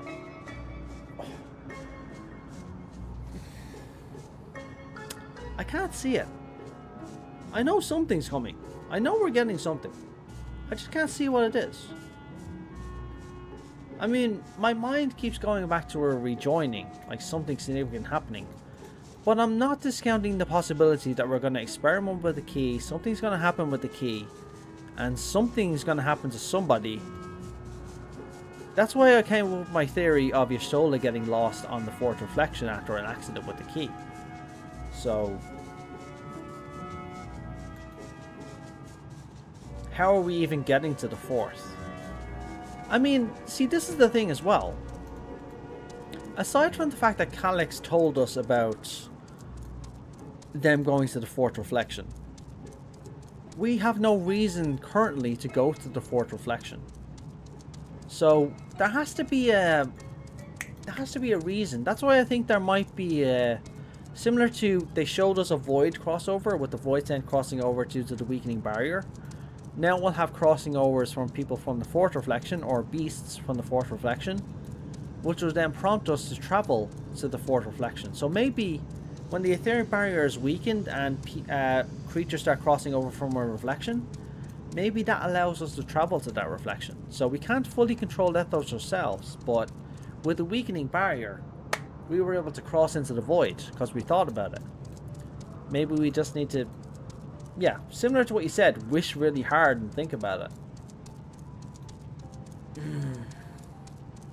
Arcane Colossi coming through the rift either from the barrier ripping or from us messing with the key. That's the other thing as well. People couldn't see it. Don't forget, Golbez and Zero couldn't see the key either. So they looked at it and they're like, we don't see this. So it's running off something else that isn't Aether, isn't Dynamis, I don't think, and apparently is invisible to everybody except the wielder. I don't get that part. I guess the speaker did kind of just wish and rip a hole to the ninth. So, yeah. But what's the motive? When will the motive come into place? That's what it is. 7.5 Part 2 is giving us our motive. But I'm struggling to piece together what the motive is. And it has to be a big enough, like, shock moment. Something that really motivates us and keeps us motivated for the coming months up until Evercold. I mean, I know we're going to get more info on Evercold in FanFest. Can't wait for that, by the way. But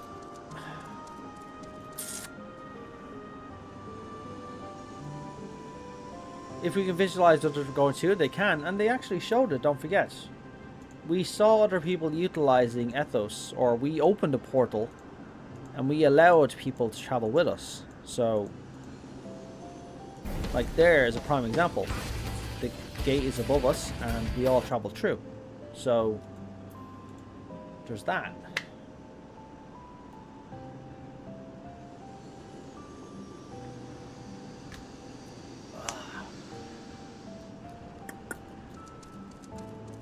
It sucks, as I'm only going to have a few days now to piece it together. Because, actually no, I'm not even going to get a few days. Well, I have a couple of days when I'm on the road, but other than that.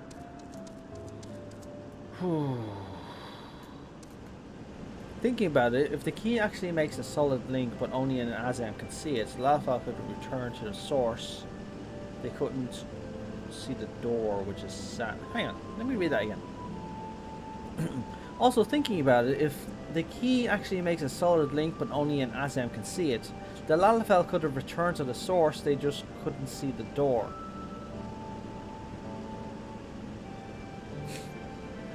That's interesting. Well, the key only answers to a wielder though, don't forget. You have to be a wielder of the key's choosing. It has the ability to choose on its own, apparently. It's like a keyblade.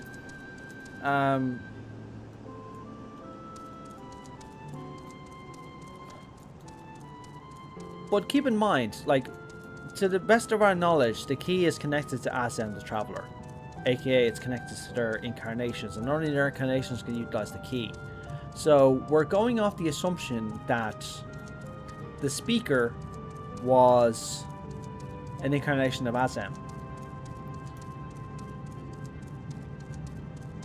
Now, if Halmarut was the speaker, and the speaker was an incarnation of Azam, I don't think the Asians would have put an Azam incarnation on.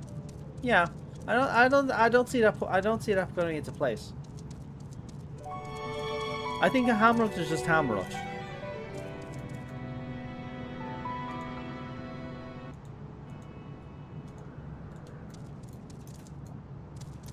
We don't exactly know that it has to. That's true. We don't exactly know, but given the fact that a key wielder can only see the key when it's active, and it's only activated for us, and hasn't activated for anybody else, and it has a clear connection to Azam the Traveler.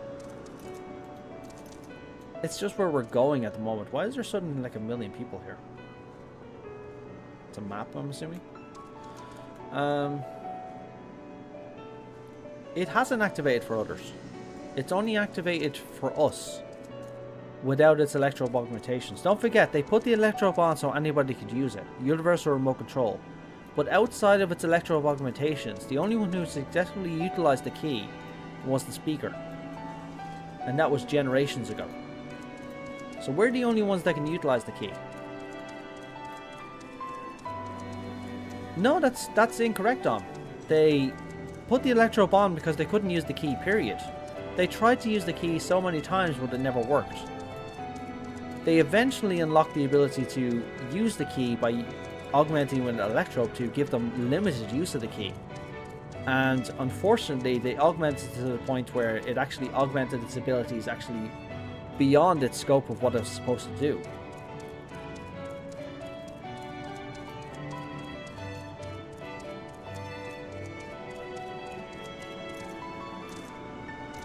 From everything we got told from Kryle's relatives, nobody else could utilize the key. Not even Layla could use the key. And she was the speaker of her time. But the main difference was that Layla wasn't an incarnation of Azam.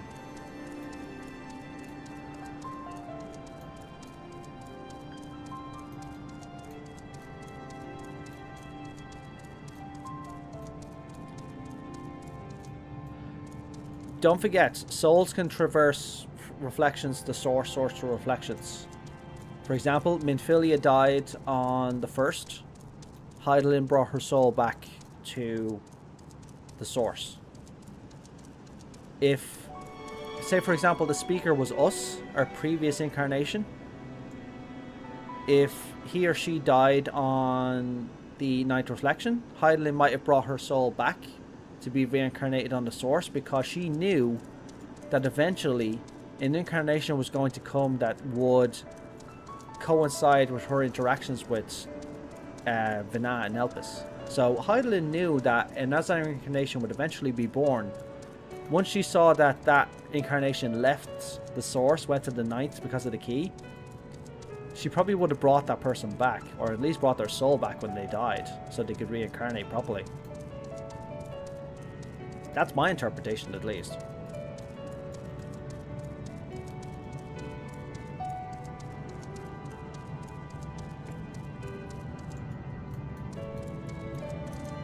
But yeah, it's from all of my research and everything that everybody has told me, nobody's been able to activate that key. Not in its raw form. Anytime anybody attempted to activate the key, it didn't work. Now, if it's true that they were able to activate it and they couldn't see it, that's kind of sad.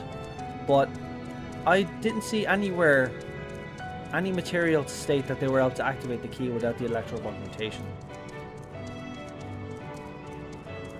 So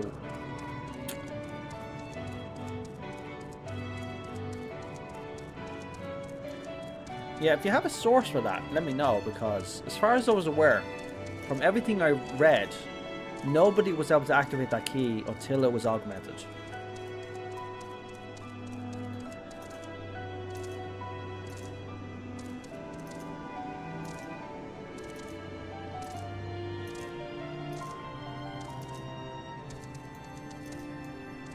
Preservation was unable to gain a mastery of the prize. Yeah, so they were unable to use it.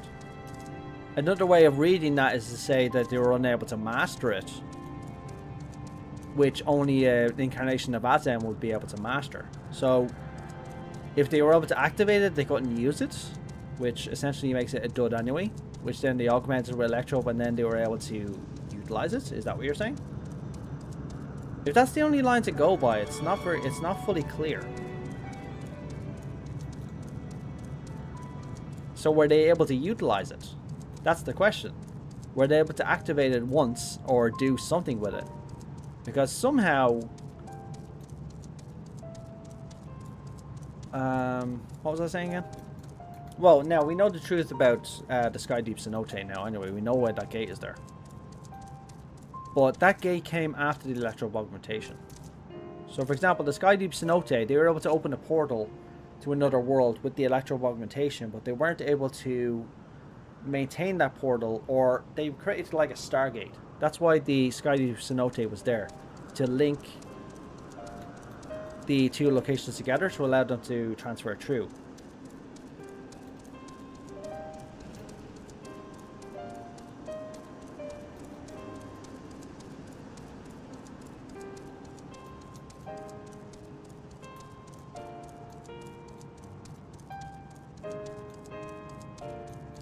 Yeah, but think about that for a second.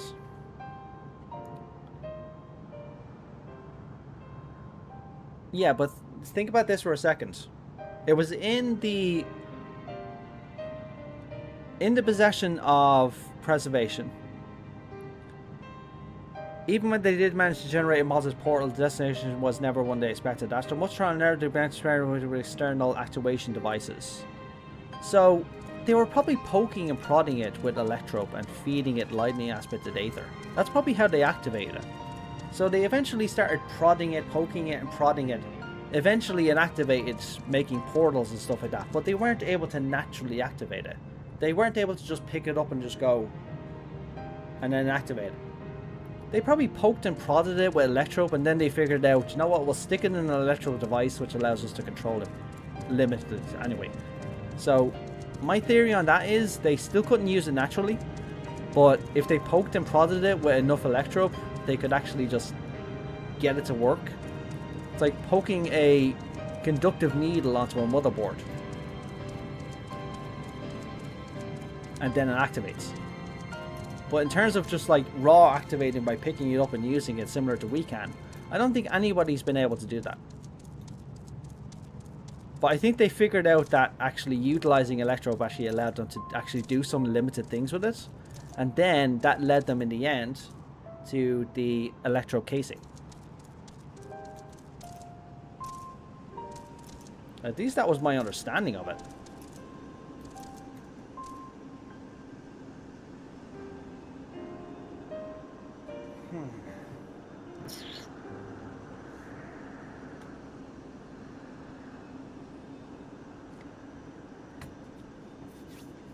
Unless,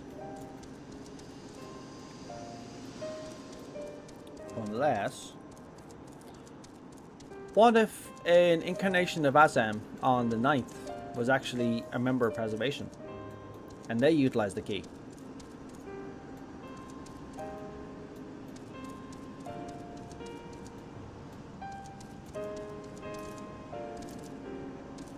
But it leads the same way, Dom. They could activate it, but they couldn't use it. But then they made the controller for it later. But it's the same thing applies. It doesn't work for anybody else. I mean, the Milala attempted to use it to escape, but they weren't able to make a portal for anywhere. So it only, when it came into the hands of Preservation, they were able to get it limited functionality. But that suggests to me that they still used Electrope to get it to activate. So I don't think just anybody can use that key. You put it into anybody else's hands, they're not going to be able to use it properly.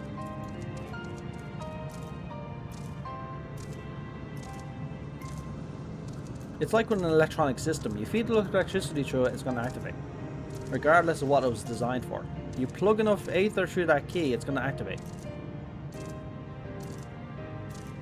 But the activation is going to be a bit spotty. But until they tell us for certain, we're not going to know. They've just alluded to. And Shale's answer there was speculation as well. So, unless there's a definitive answer about exactly what they did with the key originally, we're not going to know exactly how they were able to use it.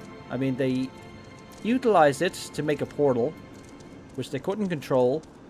Then they made the gate in the Skydeep Cenote, which then allowed them to make a semi-permanent portal they could open and close between two locations. Whether that came before or after the electrical augmentations, though, is the question. It's entirely possible that came before the augmentation. So they created portals, they closed, they opened portals, they closed. They couldn't get it to fix on one point. But then they fixed it on one point, they traveled through that portal, they made an electrope kind of Stargate, which connected both locations. Which is then what Sphene and Zoralja used later on.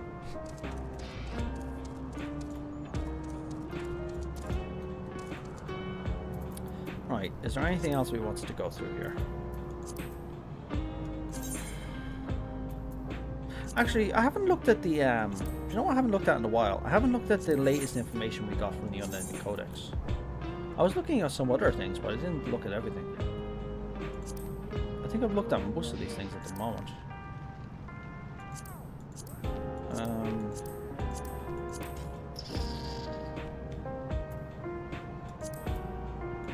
Those concepts I wanted to look at.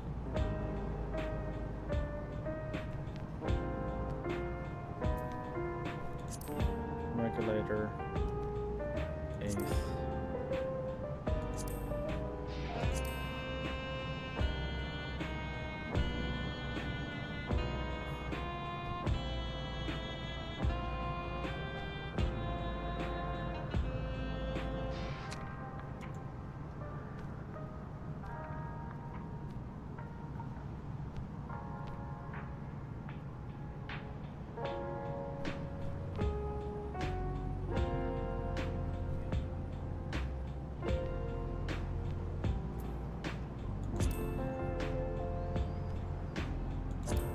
Something really new here.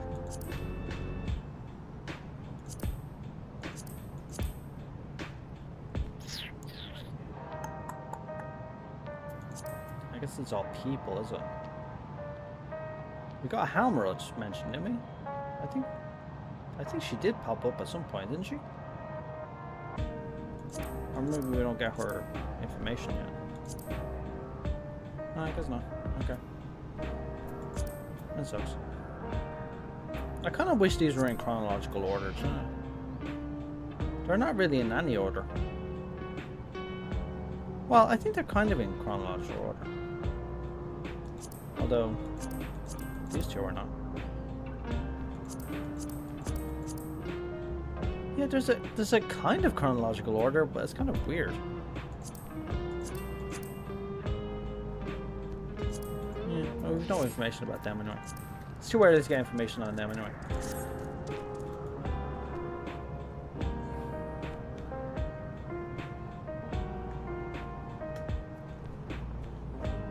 Well, preservation approached them first, but that was only after their research proved nothing. So, Alayla attempted to activate the key for so long, but she wasn't able to. Like, they poked and prodded at that key by themselves, but it was only after joining preservation that they actually managed to activate it. But with Electrope, that would have allowed them to do it. But I have a feeling that they poked and prodded it with Electrope, which is what allowed them to just kind of spark it to life every once in a while. Which is probably how they got the portals activated. But that allowed them then in the end to create the kind of seal, which kind of like isolated the key from outside space and allowed them to activate it. I don't think there's anything else we wanted to go through, is there? We're sitting idle now until 7.2, or not 7.2, 7.5 part 2. And it's not till September, which is really annoying. But But I like the idea we came up with the world tree. So I think I'm gonna mull on that for a bit. I'm gonna process that for a while and see what I come up with.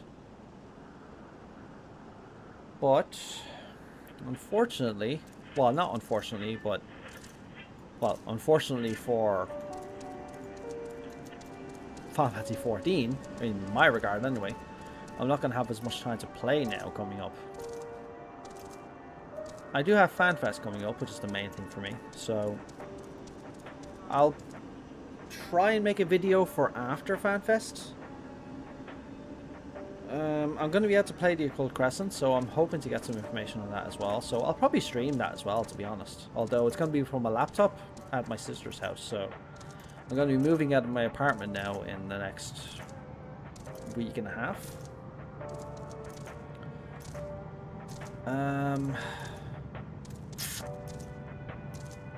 Yeah, as you all know, I'm going on my journey soon, so FF14 for me is going to fall to the wayside for a bit. Yeah, I'm going to FanFest.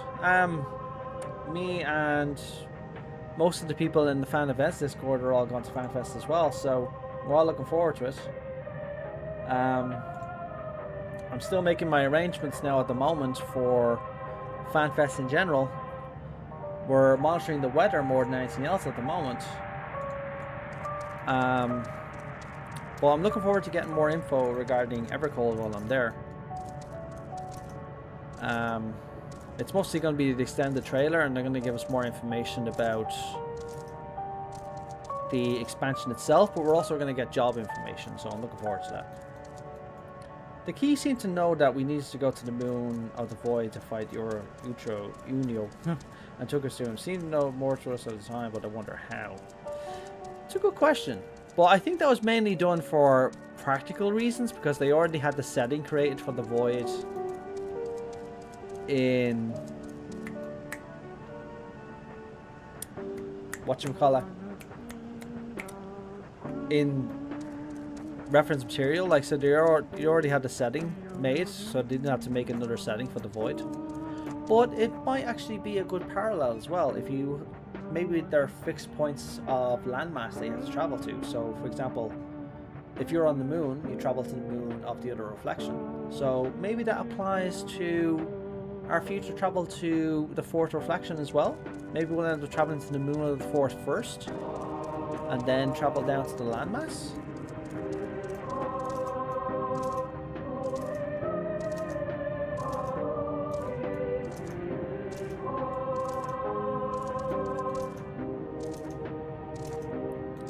Yeah, I think I'm going to finish the stream there, to be honest. I don't think there's anything else I wanted to go through. It's getting very hot. Freaking sun came out again. It's pissing me off now. I'm sick of this sun. But yeah, my schedule is going to be really weird now for this month. So July is going to be really weird for me. So I'm going to try and make another video if I can, but I'm getting into video mode with my vlogging channel right now. So I'm getting ready to go. I'm going on my trip in 1 month's time, and I'm going to be away from Ireland for the next couple of years. So, in case you weren't aware, I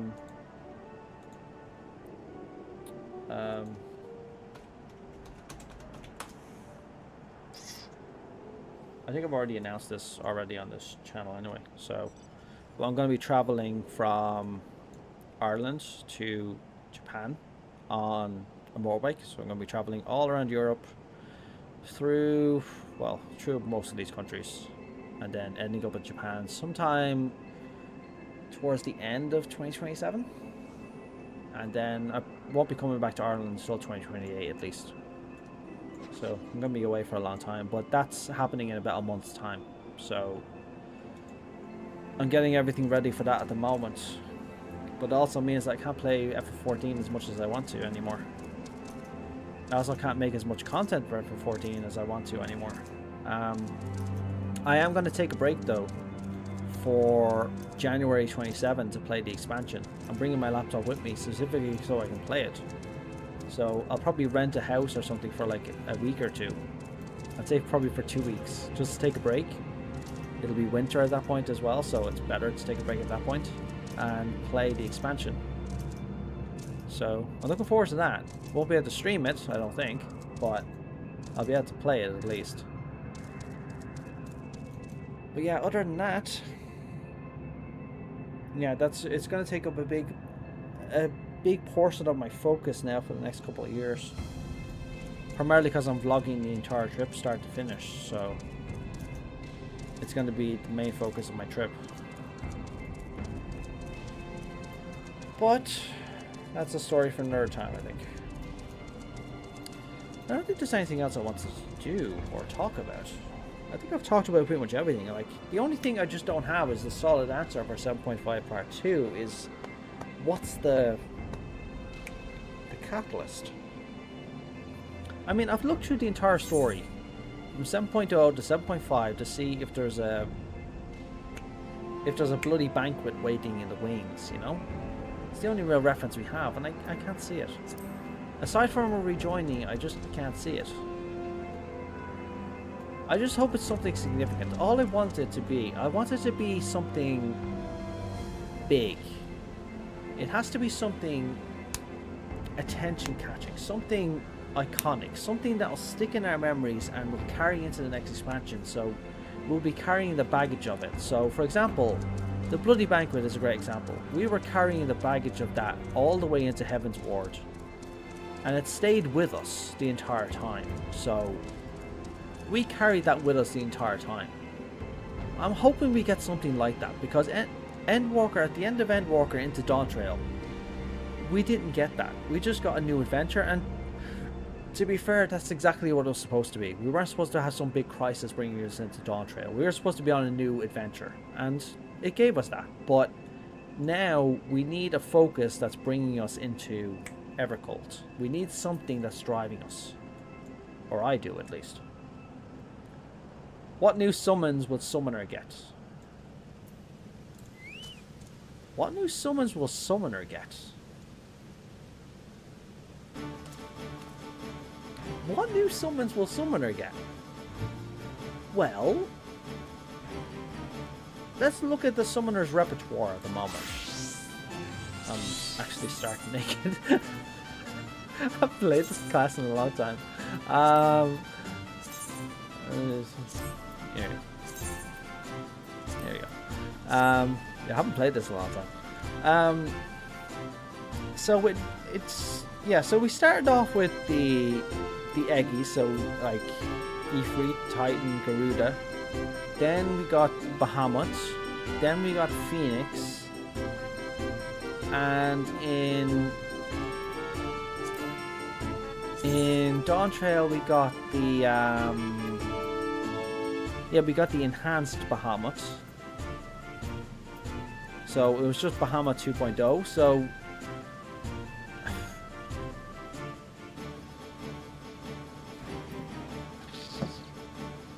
Enhanced Phoenix? I don't think we're gonna get Enhanced Phoenix. I don't think it's gonna be that. They're not gonna give us a Triad. It has to be some. Oh, to be fair, they might actually give us the Triad. I mean, but the Triad aren't as iconic. The Triad, no, they're not as iconic. See, Bahamut's iconic. Shiva, Garuda, Titan are iconic.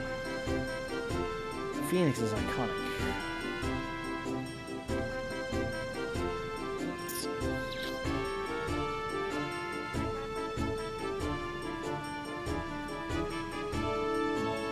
It feels like they're just going to build upon this. Maybe they'll give us... maybe they'll give us enhanced versions of Ifrit, Titan, and Garuda, because they're eggy forms right now, but maybe we'll get more established, like, actual forms of them, unless they already exist. I don't know. That's the only thing I can think of. To be fair, I don't know much about Summoner. So, I hope whatever it is nice, because I still recall the, people were still upset about some, Scholar because of Seraphism. Like, once we got Seraphism, people were all like, I don't like this. Like, they didn't really identify with it. So I'm wondering if they're actually going to change Seraphism at some point as well. But there's a lot of changes coming for jobs as well, so we could get anything. They might just streamline Bahamut again. Maybe we'll get a different version. Because don't forget, Bahamut comes in versions. We have one Bahamut version, but we might get something maybe elevated. Like Neo Bahamut, Bahamut 0. Would be cool, but it has to fit 14, doesn't it?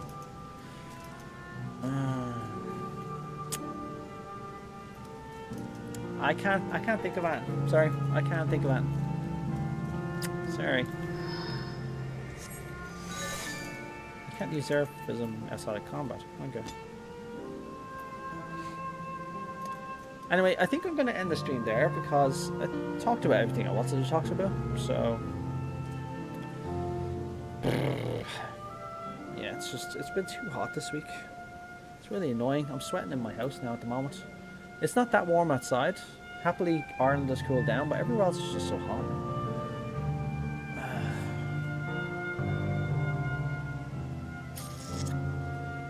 Yeah, what's the actual temperature like in...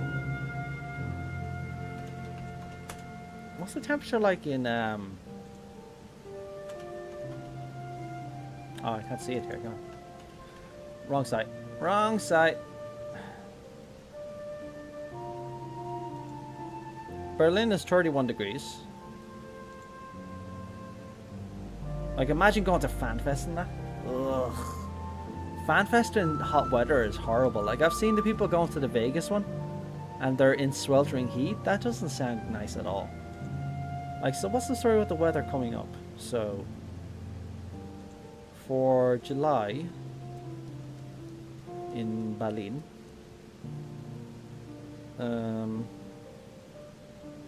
it's a forecast, so it's not really accurate, but I mean, that's not too bad. It's not great, not terrible, but the real thing I'm hearing about at the moment is Paris. So what's Paris like at the moment? Oh, it's only 27 there at the moment. It's not bad. I think it's starting to cool down now at this point, though, to be honest. But maybe it's the humidity or something? I don't know. It's still really hot, though. Look at that. It's supposed to go on for the rest of the week as well. Look. Hot, hot, hot, hot, hot, hot, hot, hot. When's the next FanFest? The next FanFest is July 26th in Berlin. So I've got a ticket. Most of my friends have tickets. We're all going to FanFest together. So looking forward to that. We're going to get the extended trailer of FF14 Evercold. We're going to get the announcement of the first job. And we'll get the second job in Tokyo. And we'll get a bit more information about Evercold in general and a few other things as well. So I'm looking forward to that. I'm just hoping this FanFest goes okay, because I heard a few stories about the NA FanFest not going very well, but we'll see. Yeah, we'll see.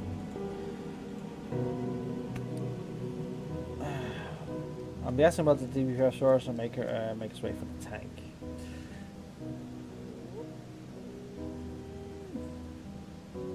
I hope not. I really want the tank first. I'm still holding to my guesses though for the tanks, to be honest. I'm still holding to my theories. So let me bring up my video. So where's my video? Where's my class theory? There we go. This is it. FanFest is a... There we go. So my first theory, it's still the most likely option. You know that? It's still an option. It's still a very valid option. If they don't call it Viking, they call it something similar. I'm still hoping it's a dual wielder. I'm praying it's a dual wielder. Do you know that?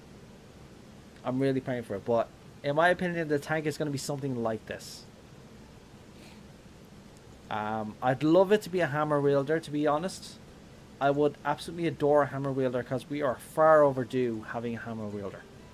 We really need a hammer wielder. So I'm really hoping for that. Now,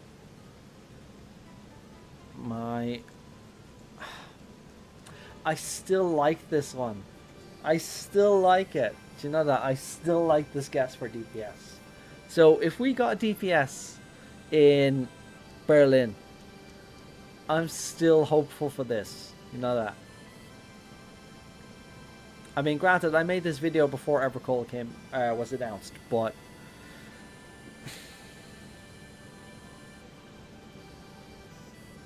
I still like the sound of it. I mean, there's other options, like if we were going to go with a Norse theme, a Valkyrie, I guess, could be something. Don't know what weapon they'd wield though, but we already got a sword wielder in DPS in Dawn Trail, so I don't think we're going to get that. Rangers with guns is possible, but a gunblade wielder is still... I still like the idea of a gunblade wielder, like the gun saber. Yeah, I still like the idea.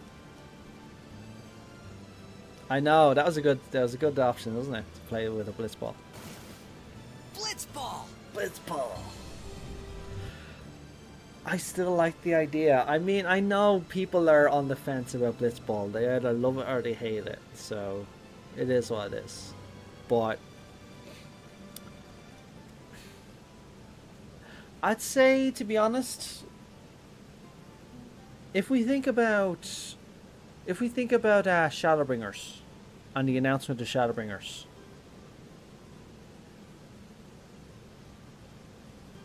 wait, what was the order of the classes that we got in?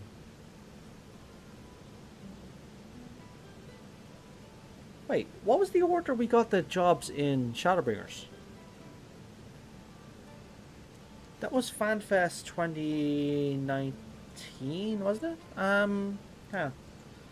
F14 FanFest Paris 2019 job.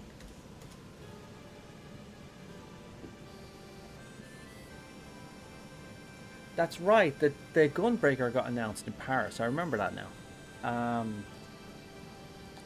Yeah, so we got the tank first, and then we got the Dancer announced in Tokyo. So maybe we'll get the tank first. I would like the tank first, but they might just give us a DPS first and they give us a tank. I'd say it's all dependent. You know that it's all dependent on... It is all dependent on this. Peggy 16. So it's all dependent on the trailer. So the trailer's going to dictate the jobs when they come out, right? So, for example, this is the teaser trailer. The extended trailer is going to have the first job in it. and the full trailer will have both jobs. Now, in terms of where this job is going to appear, I have a feeling, so see this, right? I've said this multiple times, but when he jumps through here, he's a Viper. Now, this is actually a placeholder. I am fully convinced that this entire scene is a placeholder. Not only because of the enemies, but because of the job that Meteor is wielding at this point. So he's using a job that we recognize already, but this is Dawn Trail's job. This has nothing to do with the upcoming expansion. But the only reason he's having this job here is because the model is already created and they're trying not to give away the new job. I have a feeling that in Berlin, the one who's going to jump through here is Meteor, but as the new job. And he's going to come through wielding new weapons. So, for example, they've all jumped through like this, right? So there's two options. He'll either jump through right away as the new job, or at this point here, they're going to group up together, right? Everything's starting to come in, and then he'll switch into the new job. Now, granted, we saw the poster job of the expansion is the Reaper showing up here. That's fine. But I think they're going to show the Warrior of Light jumping between another job. And then again, he's going to jump between into another job after that as well. Unless we're going to see a character jump in here who's going to be showing off the new job. Now, in Shadowbringers, they just had a random Vieira dancing away to show off the dancer. And they had Thancred to show off the Gunbreaker. We haven't really seen example characters here yet. We don't have Scions who are going to change jobs at this point. So I think the Warrior of Light is going to be one of them. And then the other one is going to be... I have a feeling he's going to switch to a DPS. And then he's going to show... a tank is going to be shown somewhere. Probably the Viking or something. Something that's rooted to the Fourth Reflection. Although, thinking about it... See, that's the thing. This is the thing. This is the thing. This is the important thing. They've never actually done a job that's rooted to a reflection before. They haven't done a job that's rooted to a different world. They've done the Viper, which is rooted to Terrell, which is why we had it on the source.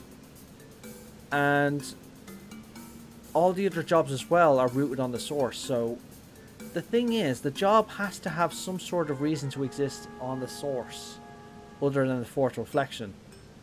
Primarily because they start off at lower levels. So it has to have roots. It has to have roots on the source in order for it to show up here. So it can't be rooted to this expansion because it has to show up here. Like, granted, it'll have some connection to the expansion, but it has to have a route that will allow it to show up prior to people playing Evercold. That's the main crux, but we haven't figured that out yet. Nobody's really figured that out. So it's so difficult to figure out.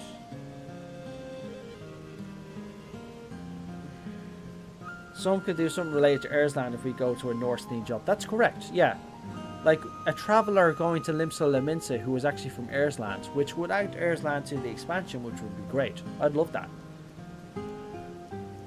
So, yeah, a Viking like that would be... Wait. Are they gone now? Hang on. Are they gone from Limsa now?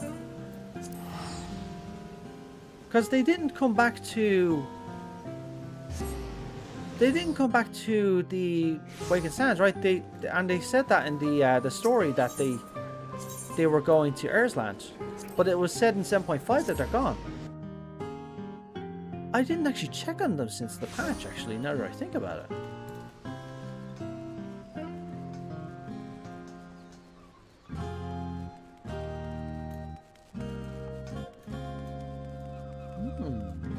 They're gone. Okay. That's interesting. I never knew that. So they finally disappeared. After standing here since 6.0, the end of 6.0, they were standing here and now they're gone.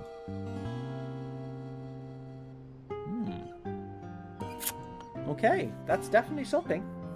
Well, I suppose they just needed to move them, but I think it's been confirmed that they're gone to Earthland at that point, so... I have a feeling that the other Scions are going to play a more prominent role in Evercold, so... them inviting us to Earthland, or possibly one of them will come back with the art, or bring somebody back with the art, maybe. So...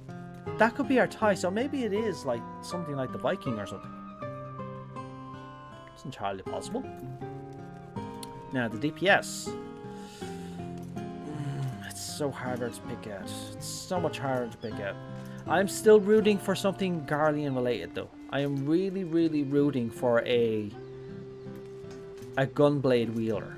Not a gunblade wielder. Not like the gunbreaker, but wielding a guardian arm, maybe a mixture of Magitech and something else.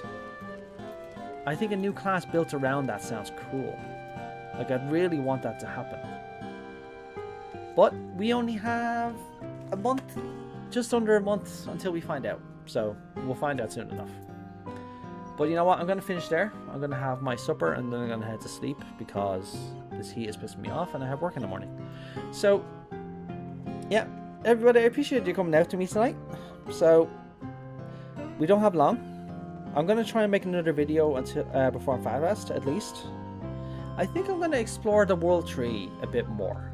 I'm going to explore the idea. And everything else we brought up, I'm going to explore it. And I'm just going to try and put the pieces together to see what I can come up with. But I really like where this is going with the world tree. Anyway, everybody have a good night. And if you're in Europe, please drink water and stay safe because too many people have died because of this weather. Jesus. Far too many people. Good night.